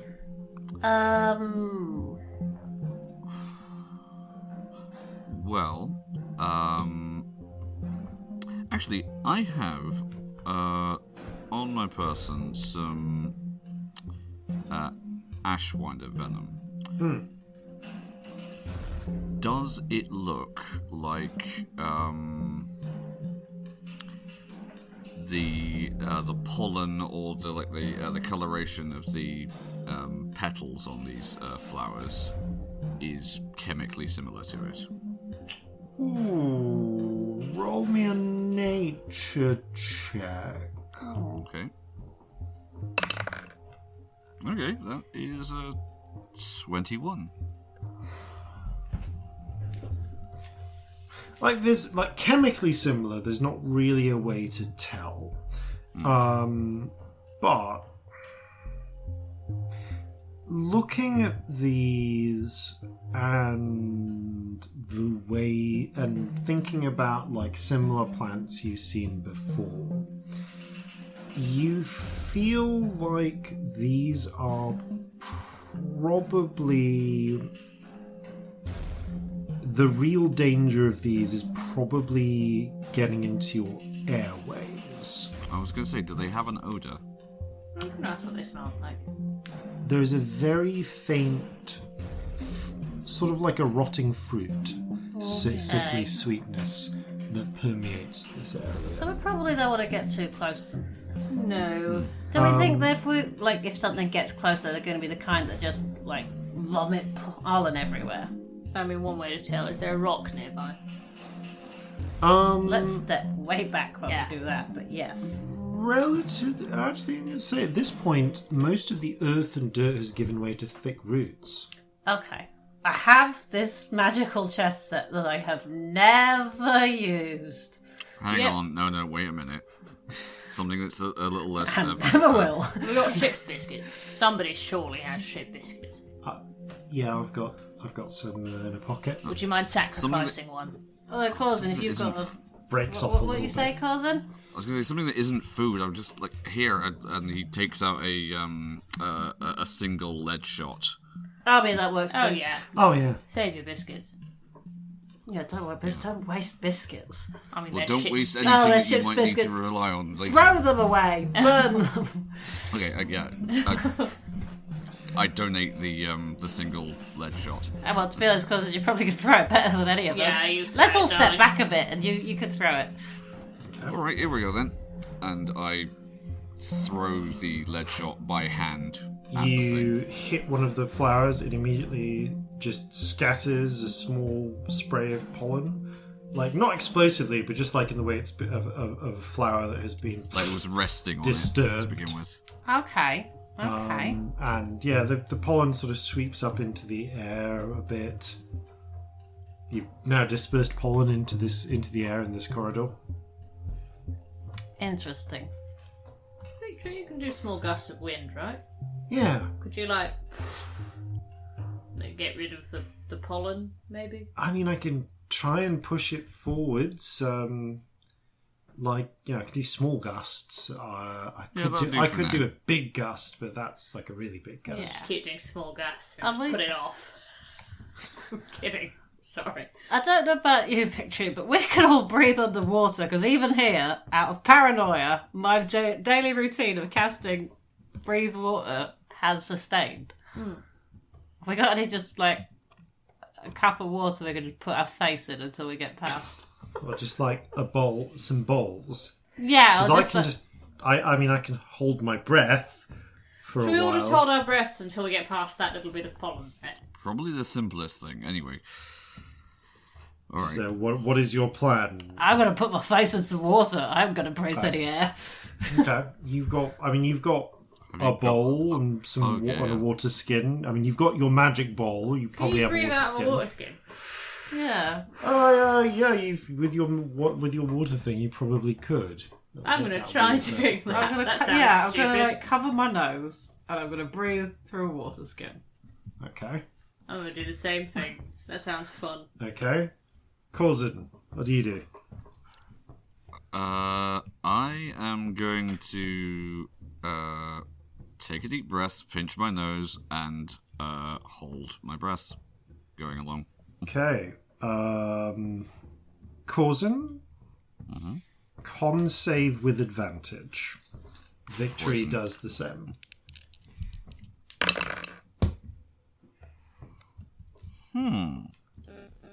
Okay, that is a 9. Ooh, okay. So those of you who have just like full on stopped your airways and are breathing through closed through this closed water, which does not have an infinite amount of oxygen, but enough to get you down this corridor. Your eyes like get a little ruddy, but it's not too bad. Corzin, holding your breath, it's like you do a reasonable job of it, but you do at one point just sort of your lungs get a bit sore and you accidentally cough and breathe a little bit in, and just then your lungs burn after that, and you just get this itching, persistent burning sensation. You are poisoned until further notice. Whoa. Not good. How's Victory doing? Victory seems to have done a better job. You notice that she poured some water onto a handkerchief and put it over her mouth and nose, and has managed to get through. Okay. That was smart. Reverse snorkeling. I am going to cast lesser restoration on myself. Okay, you cure yourself of the poison. Oh yeah, get rid of it. All right. With this, We do need our navigator to have disadvantage, like for the foreseeable, really, do we? I guessed also con save, and I don't want Celestia making any con saves. I'm so good at them. Shut up. Okay, you step out and finish making your way through, hurrying your way through this corridor, and find that it suddenly branches out into an outside of sorts. The air is warm and muggy. I hate it. There are distant buzzing sounds, no wind, but Take that. all around you are thick plants, vegetation. Interestingly, there are trees, thick with twisting branches, and interestingly, fat, ripe-looking fruits above them. There are bushes with tangling vines, and in some cases thorns. Again, though, in many cases filled with berries. There are what look like out-of-control ferns, but you can see what might lead to thick roots or tubers down below. And as out beyond this just hole leading into what looks like a wall of vegetation and a dim sort of orangish sky. Say not quite orangish, but I'm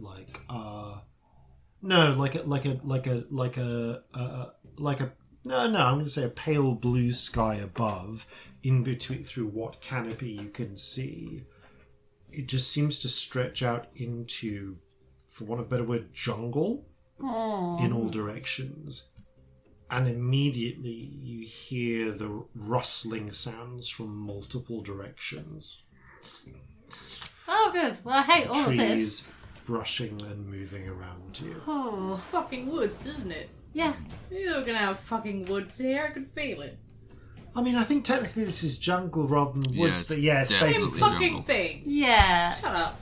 It's woods, but more dangerous. Woods, but more fucking Warm. muggy. Yeah. Yeah, muggy. What a terrible state of affairs.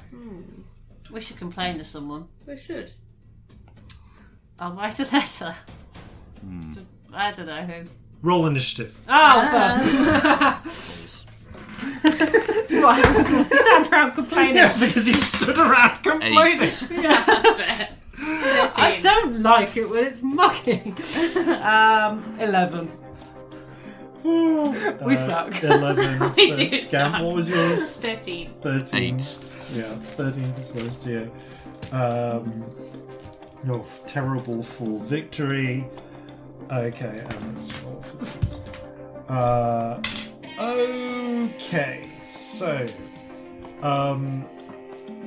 Celestia, you're the first to react as you see Really? yeah. Everyone rolled real bad. The ground, the trees, the bushes rustle and rumble around you. And you wait, you half expect to see, given what you saw before you had your bath and everything, probably dinosaurs, your expectation informed by the Scamposaur emerge, when actually you see a mass of vines and branches and ferns and fruit emerge from more underbrush, starting to twist its thorny vines towards you. And then another coming from the left, another from the right, another up ahead. 4 shambling mounds of vegetation. God. Oh, wow. How close are they? Like by the time I get to do something. They're all about. You're all currently quite close together in a little knot. They're probably about 20 feet away on all sides. Your backs are sort of not quite to the wall, well, basically to the wall of this jungle with the passageway backwards beyond. And you can see, going more or less straight forwards, there are broken pieces of vegetation in the tree line. Have we fought a shambling mound before? I think so. I'm trying to work out what's player knowledge, what's character knowledge. Ages and ages ago, back on Slavitska's Isles, you had to pluck the I was thinking that. the blooms off something not dissimilar to these, although they seem a little different. These ones. Did I do wasn't the that thing of a, using the wrong damage type on that? Or is this player death knowledge? bloom? I think you tried some different damage What types was on it? I can't remember. If that's character knowledge, I don't know it. If I'm remembering rightly, was it lightning was... I think you did try lightning and it didn't go well. I mean, that's not my instinct. Is in bad enough that it heals rather than it just doesn't do as much damage. If I'm remembering my shambling mounds right. I believe you... I feel like you tried something lightning-y. Because I definitely had lightning since the beginning. Yeah. Yeah, you did a lightning orb. Oh, did I do... Chromatic orb. Because I've had Shocking Grasp since pretty much the start as well. Or Shocking Grasp. It was one or the other, but I do remember this came up. Am I misremembering? I thought it was a Death Bloom or something. I think it was a reflavoured Shambling Mound, It was basically wasn't a reflavoured Shambling Mound. Okay, fine. But the point is that you've seen plants come to life and try and kill you before. And we've known that lightning is not helpful last time we did this. How many? If I do a knee slide in a direction, how many could I get in a 15-foot cube? Oh, in a 15-foot cube. As they are right now, they're all very spaced out because they're encircling you, so you can only get one. Okay. Well, that's pointless. Unless you want to wait for them to get closer. I mean, like, maybe, honestly. Yeah. I mean, there's so many things that it's pointless to do on something like this. I don't want to use my massive stuff. Is there anything that can scare them away? I mean, like, psychic it's a shambling mound, and as far as Celestia is concerned, these are trees. Like, psychic damage doesn't work on this kind of thing. Fair. But like, usually, like semi-sentient tree creature, like psychic damage isn't the one, is it? I'm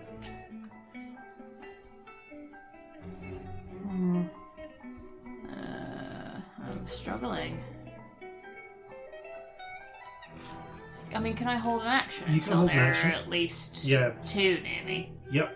You have to use your movement and bonus on your turn, but you can hold an action. I will move to a point that I think they're kind of heading for, then. They seem to be converging on your party, so it's basically whether you want to stay put, move forwards and the sort of forwards, like deeper into the jungle, or hold by your friends and just wait for them to come to you. I will stay there and get my guitar out. Okay, you get your guitar out, pose dramatically, and wait. Yeah, let me check if I want to do bonus action. I don't think I do, but let me just double check. No, I'm going to actually save those, I think. Yeah, I'm going to leave that. Okay. In which case, Scamp, you're up next. Oh dear. I don't know if you've seen this before, Victory, or anything like that, but last time lightning was not a good plan. Lightning not a good plan? Not good. Okay. If I remember rightly, lots of things not good, but lightning particularly. Oh gods, what do I do?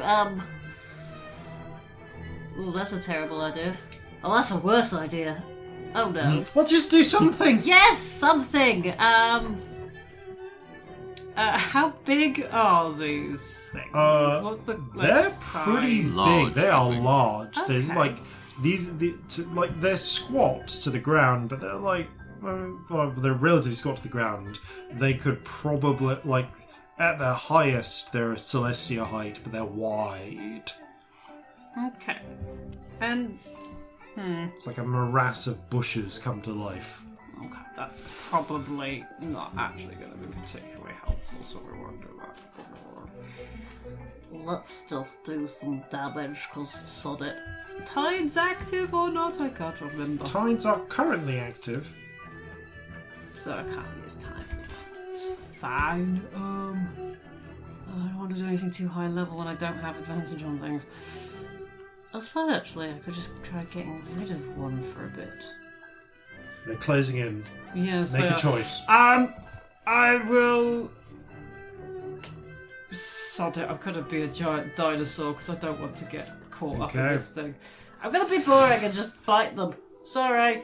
Okay, you transform into a huge dinosaur, which I think is all you can do in this turn, but And can I quicken it? So that I think you can if you spend Yeah, the let's do right that. then. I'm gonna spend 2 system points to make it my bonus action, which will give me a action to still attack. Okay, you clap your hands together and where they sort of swiftly become a massive pink T-Rex. And your options are basically they're coming from like your backs are against the wall, which I'm going to say for the purposes of this is south of you. So there's east, west, northeast, and northwest. Pick a shambling massive vines. With 50 feet movement, could I get to one and then get to another? Yes. Lovely. I'm going to risk a stupid opportunity attack for one and attack one with a bite and one with a tail because I can't do it on the same pages. Again, pick from your options. They're all equidistant? Yeah, they're all 20 feet away from you. Whatever's sort of left, the next one along. Cool, great. I'm getting... You go east and northeast. Thank you. Northeast and west was not helping my brain at that Cool, second. that's fine. So. Dennis. I'd like to go Dennis. Alright, you charge towards the first one. I'm going to bite the first one. That is a 20 to hit. That hits, roll damage. 16. Ooh, 26. 33, 40. You do 40 points of damage, tearing into it and just pulling a huge chunk of it out. The fruits break in your mouth. You get sweet, sugary tastes, strangely sour tastes. This was a bad idea, thinks the dinosaur, but cannot articulate it. But yes, it's actually not meaty at all. Yeah, you're an obligate carnivore. Oh, can I keep it grappled and get close enough to another to hit it with my tail? Give me a strength check, please. That is a 23. Yeah, okay, you drag it next to the other shambling mound. And I will swipe at the other one with my tail. Which is another dirty 20 to hit. Okay. Does. You smack into that one, roll damage. Doing less damage. Same 10. 14 was something plus 7, so 21. 21. What did you? Sorry, did you do 30 or 40? 40. 40. Sorry. Again, roll some decent things on my d12s. Getting the d12s get some use. Yay! Okay, I mean that initial bite. There's a lot of mound to destroy, but you do take a dent into it. It's definitely at least lightly damaged in both cases. Alright, that brings us to the mounds. Oh dear. Two of them are going to move in towards the central party, so the mounds to your right, sorry, it's the ones to the left would be the western mounds. So the east and northeastern mounds are, because they never eat shredded wheat, are going to close in, which brings them into range for Celestia to launch your attack. Con saves?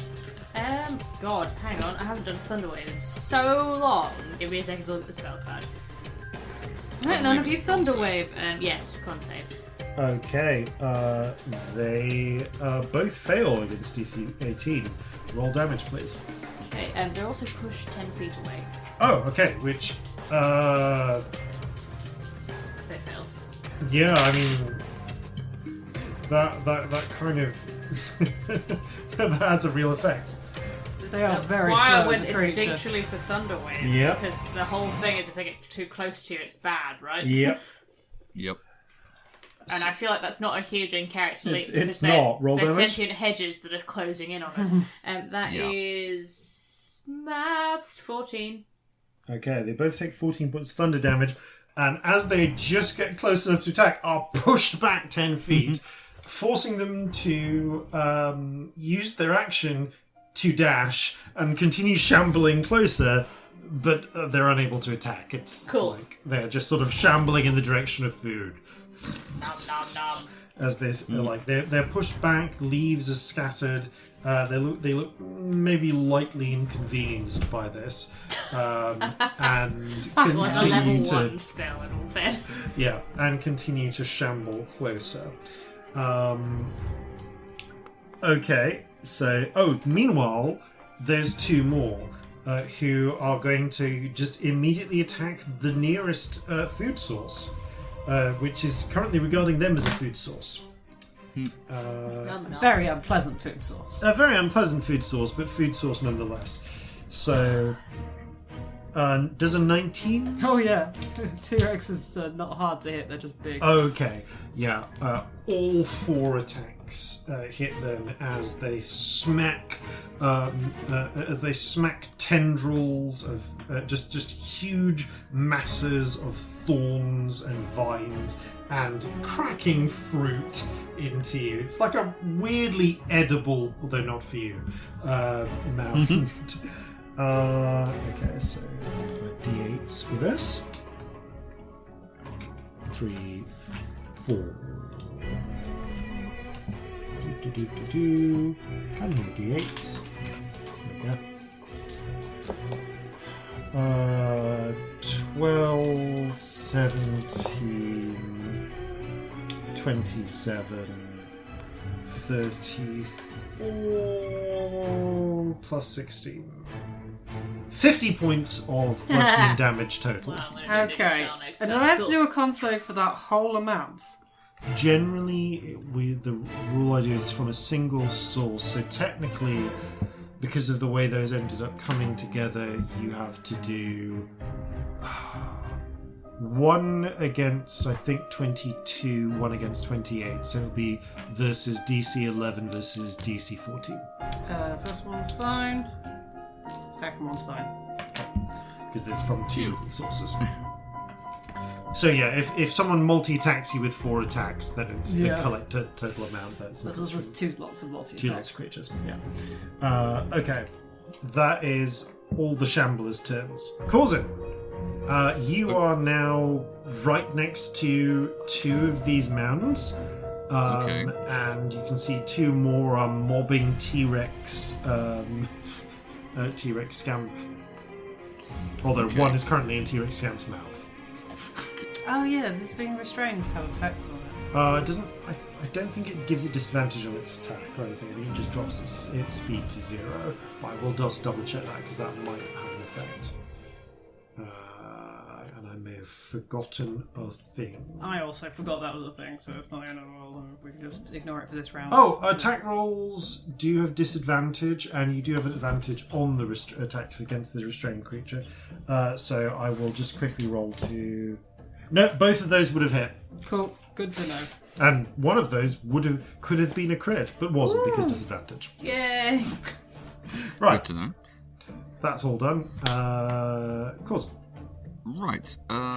Given that Scamp is restraining 1, could I orient myself in such a way that I could get the 3 remaining in a 60-foot cone without getting Scamp? That's an interesting question. You would need to. I mean, technically, they are large creatures, and you are a halfling, so you can pass through their space. I can move through their space. Yep, Yes, you can that's the thing. scramble over one, so you can just get 3 of them. The one that Okay. is not in Scamp's mouth, basically, would be the 3rd one. Yep, okay, so I'm going to do that. As my bonus action, I'm going to make the one that's closest to me currently my Slayer's Prey. And then as my main action, I am going to take out my Carbine and cast Conjure Barrage. Yep. So, yep. That'll do That's, Dex saves, right? Yes, actually. So it doesn't. I was rolling to hit and I didn't need to. Yes. These are not fast. DC 16. Yeah, no, they try and sort of shamble. The one closest to you tries to shamble out of the way. The one beyond you barely seems to recognise what's happening. The one next to Scamp has no idea what's going on. Not the brightest, I would imagine. And yeah, you decide to commit some at-range topiary. Roll damage. Okay. Okay, that is a...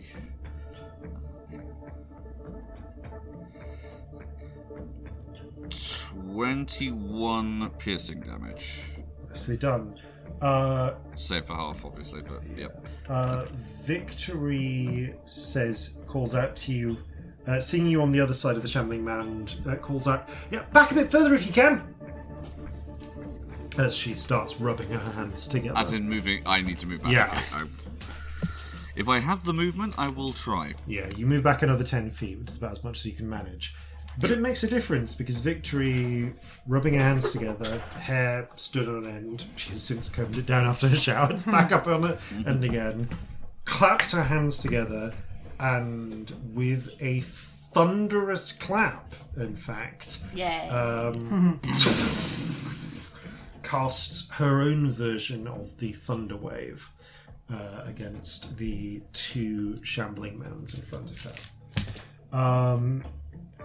So that is... Okay, one of them actually manages to save. The others are less successful. What's the damage on Thunder Wave? Sorry, 2d8 for a level 1, and then 1d8 additional on every level on top. She is doing... that's alright. She is doing just the thunder damage, but... in addition to the 8 base thunder damage that she does, there seems to be an extra force to her casting, and you see as the thunder is louder, it's more. There's more of a push to it, so she gets to do a bonus 5 thunder damage to any creature of her choice, any creatures of her choice within 10 feet. Storm things. Storm things. So they both take 13 damage, which makes a difference. And they do. They are starting to look closer to more moderately wounded now. As a side effect, are both blasted back another 15 feet. Which brings the one that you'd run back from Corzin right up next to you. Okay. End of the round. Victory stays close to Celestia, kind of like doing a little bit like two thunder casters stood next to thunder friends stood next to each other. A children's cartoon. She does her best to sort of do a similar, not a similar pose to you, but a complementary one. You hear a shuffling as from the north, a 5th shambling man. Well found, says the dinosaur in dinosaur language. Arrives and comes onto the scene now 20 feet from the rest of the party. From that central core of the party. It seems like the rustling and so on is attracting more of these creatures. We might need to just leave. That brings us to the top of the round. It's Celestia. There are now 2 shambling mounds 15 feet away. Another that's 20 feet away is joining the party, and the 2 that are on Scamp. I'm gonna lift my guitar up into the air like it's a baseball bat. The rainbow spirit goes up like it's a whip. Boom, down to the ground. Rainbow cracks everywhere. Destructive wave time. Nice. Yep. What damage types are you using? I'm going to use thunder and necrotic because it feels like it's a leaf thing that we want to kill. It's a living organic thing. Yes. Okay, as the lightning arcs Magic out, weed killer. and much like magic weed killer, just chars through, decaying and rotting every bit of greenery that it touches. Around you. So this is con saves. Yeah. Thank you. I will roll damage while you're doing those.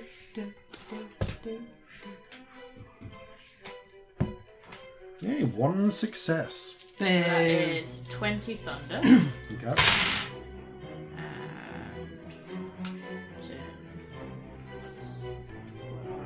18 necrotic. Nice. So I 38. literally forgot the word necrotic for a second there, if I'm honest. Yeah. Flippin' egg. Okay, with a thunderous strike that it pulses out, and yeah, I think that's enough that almost every one of these mounds that has, certainly the ones from the first round of attacks, is now looking shredded. There are huge sections missing. Their fruits have been burst. Their roots and vines withered or torn. They're all looking seriously fucked up to some greater or lesser degree by this. I have something else I would like to Okay. do. Magical hedge friend who made us another route before, could you please call these off? We're not here to do any harm to anyone. Please, that would be really helpful. Just in case. As you call out, you feel a sort of rustling around you. Roll an insight check, please. Forgotten what my insight is. Give me a minute. 15. Something about the way that all the plants seem. There's no wind, but trees rustle, things, bushes shift and shiver and look inwards, and you just get this strange sense that maybe this wasn't helping you so much as guiding prey to its feeding point. Well, this was stupid. We could leave. I think this is the prey bit where the prey goes, and I think we should leave. Scamp. Actually, you have movement if you want to take it. Otherwise, I'm going to move to leave. Do you want to leave back towards the tunnel or forwards deeper into the forest? Deeper into the prey pit. I mean, the back leads you back into the maze. Forwards leads you into wherever this came out. Do we know that this is the right... Like, did we see that this is the way the thing went? This was the way that following the maze was leading you. Like, following the tracks of the... I guess I'll go forward then. Yeah. I mean, We're in the wet bit of the picture We're plan. going to end up just, like, being followed constantly. We'll run forward. Yeah. Alright. The good news is, with 30 foot of movement, you're able to run past. These things don't move slower than you. It does bring you just past the first of these shamblers the last of these shamblers to arrive on the scene. So you will be within range of that when on its turn. Okay. That's fine. When that comes around. But Celestia, you start running forwards. Scampersaur. I mean, I am going to bite the one in my mouth because I'm faster than everyone else at the moment, so I don't want to just like dash. Yeah. So I will do an attack on the restrained one, which I get advantage because restrained. That is so much to hit. 38 to hit. 28 to hit. 38 would be stupid. Yes, that roll. I'm tired. 28 hits. Lovely. Some damage. There we go. Now we're getting the karma for the good rolls earlier. 4. Wow. Yeah. It's 7 on the dice. So 14. 14 damage. Out of a potential 55. I got 14. Wow. Nope. You shake the mound that's trapped in your teeth. It's starting to get bits of it coming out. It's struggling, trying to escape. You feel like a roar building within you. Roll 2d100. Oh no. Oh dear, oh dear. Okay, where's my d10? Okay, we've got 47. And nice, 69. Nice. I mean, fuck, it's been such a long time. Concealment or a mystery.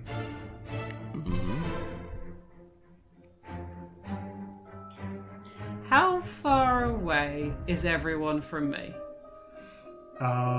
Everyone is currently within 30 feet of you. this might be a terrible idea. Wait. Scamp's a dinosaur right now. I don't know how smart they're going to be, but do I think that these plants are relying on sight to follow us? Roll an intelligence check. That is a 7. Because I'm a dinosaur right now. My intelligence is 2.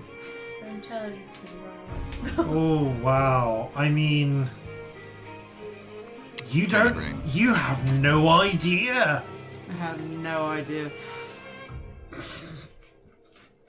Maybe Also- the fruits are eyes. But also, does the dinosaur even think that being concealed is helpful right now? Possibly not. It's a dinosaur having a lovely time biting. Yeah. So, mystery does sound more intriguing. Okay. Reality collapses down that path. I don't think that's metagaming. It's okay. And something may happen. Cool. Something may happen is so vague. Yeah. Something may happen.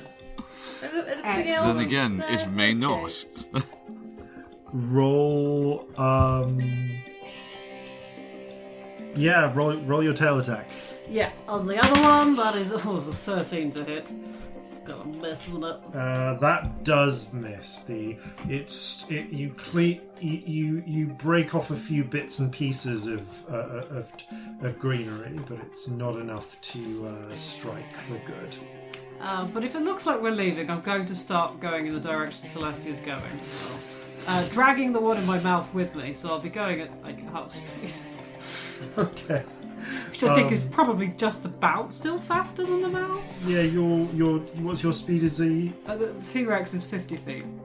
Yeah, that's fine. You're just keeping ahead.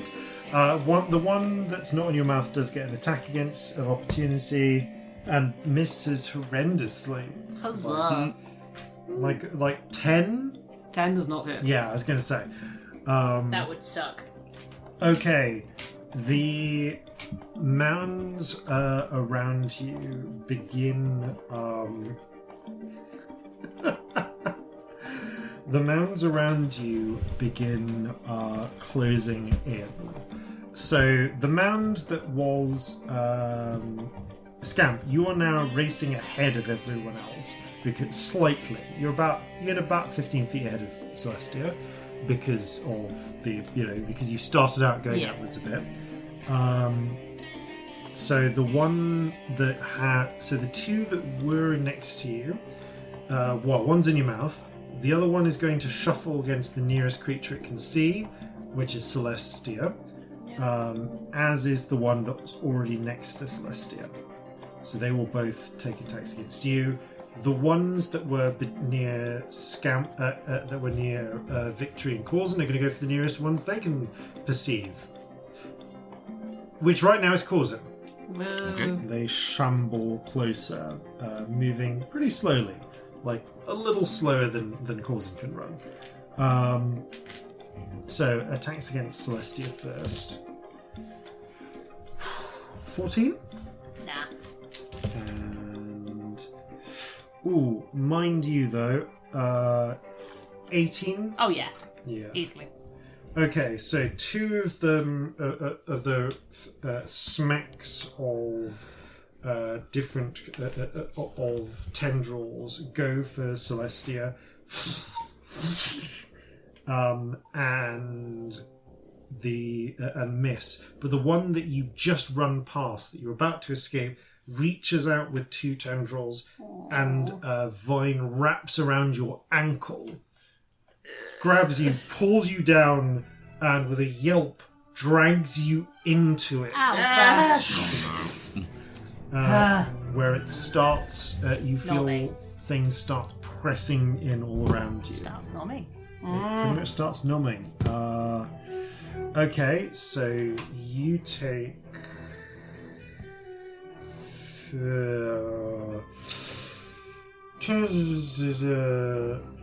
Yeah, okay. 33 points of bludgeoning damage. Oh dear. And you are currently blinded, restrained, and struggling to breathe from the quantity of plant matter around you. But Fun. hold on a moment, and we'll see what happens there. Corzin. Similar attacks on you. Okay. The good news is, as they crowded around you, 3 of these attacks miss her completely. They smack down to the ground. One smashes against the wall. Another tries to grab you by the legs. You leap up, and then the last one, it just opens in the middle like a Venus flytrap opening. Oh, shit. And you Oh, that's cheating. and you're caught by a tongue-like vine and pulled Frog in. tongues. This time with a crit. Oh no. It didn't roll much too damage? well, so you take 14 points of bludgeoning damage, but you are also blind, restrained, and sealed in place. And as you feel yourself, you hear Victory calling out, Corzin! What the fuck? Corzin, there is as the light goes, you feel yourself sealed in by darkness and crushing weight. There is a sudden searing flash of light in a line next to you as the mound opens up and you feel yourself just tumbling out and stare up into a vague, kind of your eyes blurring into a white and golden equine form. A single horn piercing from its brow. I made a unicorn. Oh, it's been ages since you made it. Oh, wow. Finally rolled unicorn! This is number unicorn appearance the 5th. We need to name this unicorn. I'm sure we did, but who knows what it was? Someone does. The Not unicorn stares. It might be a different unicorn. The unicorn stares hard to sell, sternly, benevolently down upon you. But either way, it's your turn. Is it bright enough that I was blinded? You were blinded by being being crammed into a giant plant matter. You are no longer blinded or grappled. Oh, good. The unicorn used its action to free you. I briefly turn and say, thanks. And, Unicorn doesn't say anything, but you feel a sense of... Like, you feel a sense... Like, if you had to put the look in its eyes into words, it would be acknowledged. okay. I am going to try and free Celestia if I can. Yes, please. Okay, you're going to need to... Nice. You're going to... Celestia's about 25 feet from you, so you can get to her. Yep. The vines next to you will take a couple of swipes at you. Okay, will do. I'm gonna rush my way over there and just attempt to hack through it like my swords and machetes.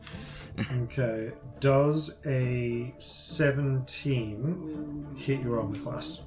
Just. Okay. As you try to get free, one of the mounds manages to grab you again and pull you into it. Alpha. And just sort of it pulls you to the ground and then flumps onto you. Right, well, I'm going to attack it then. Yeah, you can. So, What damage does it do to me first? well, it does 7 damage to you. I'll say you're able to get your attacks in before it manages to restrain you. Right, okay. I'll just put that 7 damage down. But then, unless you can kill it, it will restrain you. Okay. Well, I'm going gonna do my best to kill it then. So, first attack. That is a 22 to hit. That hits. Roll damage. Okay. And would this perchance be the one that I put my Slayer's Pride? Do you know it is? Okay. Oh.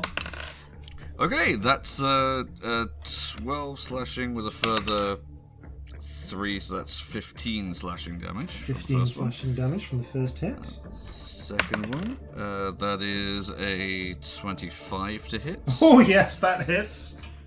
That's 7 with a further 4, so 11 total. Third one, that is an 18 to hit. That hits. Roll damage. Okay. Well, Sam's rolling damage. You're missing a beautiful there because it isn't a visual medium. Robbie's just realised that they're a dinosaur and they're wearing a dinosaur hoodie and they're very happy. I've just worked out why I'm so keen to be a T-Rex today. Okay, it's an 11 with a further 4, so that's 15 damage. Okay, as the mound shambles onto you, you slash upwards, it covers you, and then you just burst out of it. And the mass of vegetation just sort of slumps down, twitching, but its animating force seeming to be destroyed. And I'll say that you're able to make it the rest of the way to where Celestia is currently engulfed. Yay! Excellent. You don't have any actions left at this point, but you have got Fair. there. Yep, I've He's got there that. for Good. moral support. It's fine. Yeah. Okay. Keep breathing! Okay, that's going to bring us to. Okay, that's bringing us to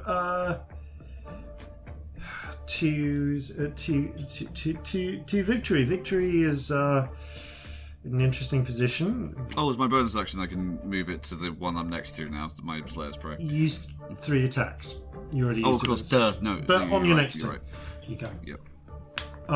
Okay. Fuck. Victory ain't got a lot of friendly spells here. I think, under the circumstances, then she's going to run up to where Celestia is currently being Eaten by a engulfed. bush. Yep. Yeah, and smack her hands against the. Off in the bush. Smack her hands against the bush and cast Thunderburst, which is a melee attack, which will hit. So the bush does take some thunder damage and loses its reactions. Ooh, that could be helpful. So if we can get you out, it won't be able to chase after you. It doesn't take a lot of damage, though, just the 6. But reactionless. Okay, top of the round. Celestia. Thunderwave. Yeah, that's a good call. A second level because I'm panicking. I was being a unicorn, but the DF4 fell off my head. That was sad. How did I miss that? I'm so sad. You were Okay. busy. I was Both busy. of I'll do those. it again in a minute. Get it. It's So roll damage, please. Ooh, that's 3d8 because I'm doing the level 2. Not worth it. Is a 11 damage, and if it fails, it has to.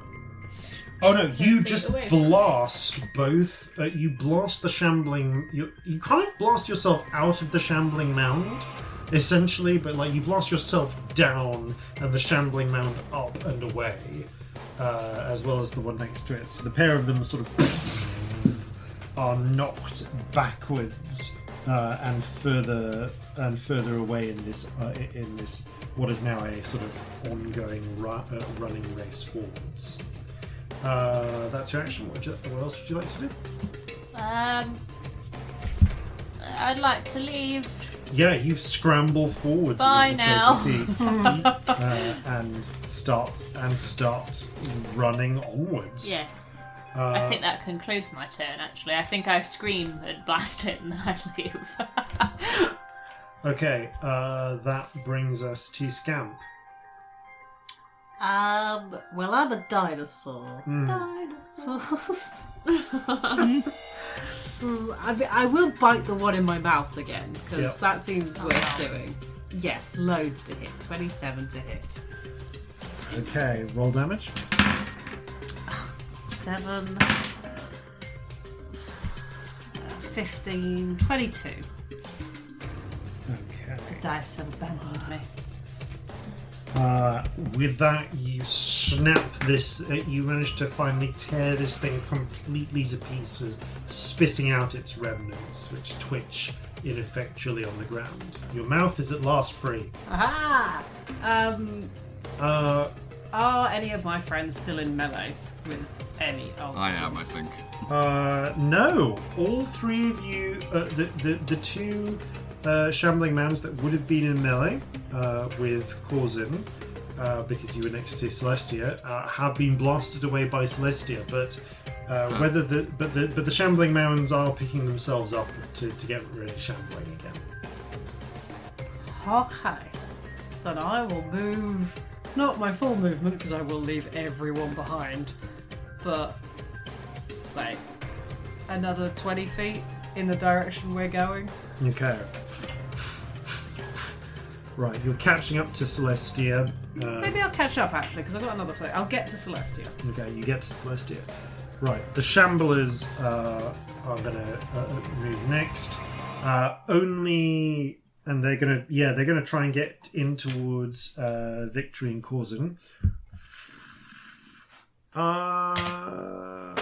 Only the two that Scamp push. Not Scamp, that Celestia pushed back and reach the pair of you, but the others are slowly shambling forwards like persistent predators, trying to get to you. So they will take their attacks. 2 against Victory, Oh dear. 2 against Corzin. Oh, Corzin, they don't hit you. Okay. But you do see one of them smack their thorny vines into Victory and pull the poor girl into them. So 16 plus 24 damage to Victory, which thus far is the first damage Victory's taken in this particular fight. But she does let out a yelp as she's dragged into the mass. Corzin, you are next to a pair of shamblers, one of which has consumed Victory, others are hot on your heels. Okay, gonna move my Slayer's Prey to that one. And attempt to cut her out of that. So, first attack. Natural 1, but lucky.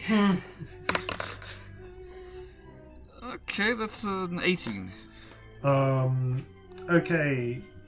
You slice down, hear a yelp, and just before you would have struck Victory, you manage to catch like particularly juicy tuber in the mound. So you do manage. Juicy. Roll damage. Okay. Okay, that's 12 slashing with a further... Yes! Further 6, that's 18 total. Nicely done. Okay, you can take another attack. Yes, I will. Okay, that's 15. Just hits. Okay, cool. That is 9 slashing damage with a further 6, so that's 15. Okay. And with that, you manage to slash open the top of the mound and pry it apart, allowing Victory to scramble free. So that has Yeah, with your movement, you'll be you can probably take a run for it at this point because I believe Victory did actually deny the other one its reaction. Okay. Yep. Okay. Victory on her round is going to just fucking pelt after everyone else at this point. Seems sensible. Hold after. At this point, more shambling mounds begin to move out of the forest towards you. But now that you've started running, you do have the general speed advantage. I would like... I'd like to pick at least one person up. Make your choice. I will go for Victory to start with because she's the littlest. I mean, she's not the littlest, definitely not the littlest. She's not the littlest, but she's the littlest. Corzin is definitely the littlest. Yeah. Okay, but you pick Victory. How many people could I carry? If they climbed on my back. You could probably get everyone if they climbed on your back and held. Yeah. Can do that. I'm gonna pick up Victory and hope that you two get the idea. Good idea. Yep. Sure. Because I'm faster than anyone Okay. else. We can get some good speed.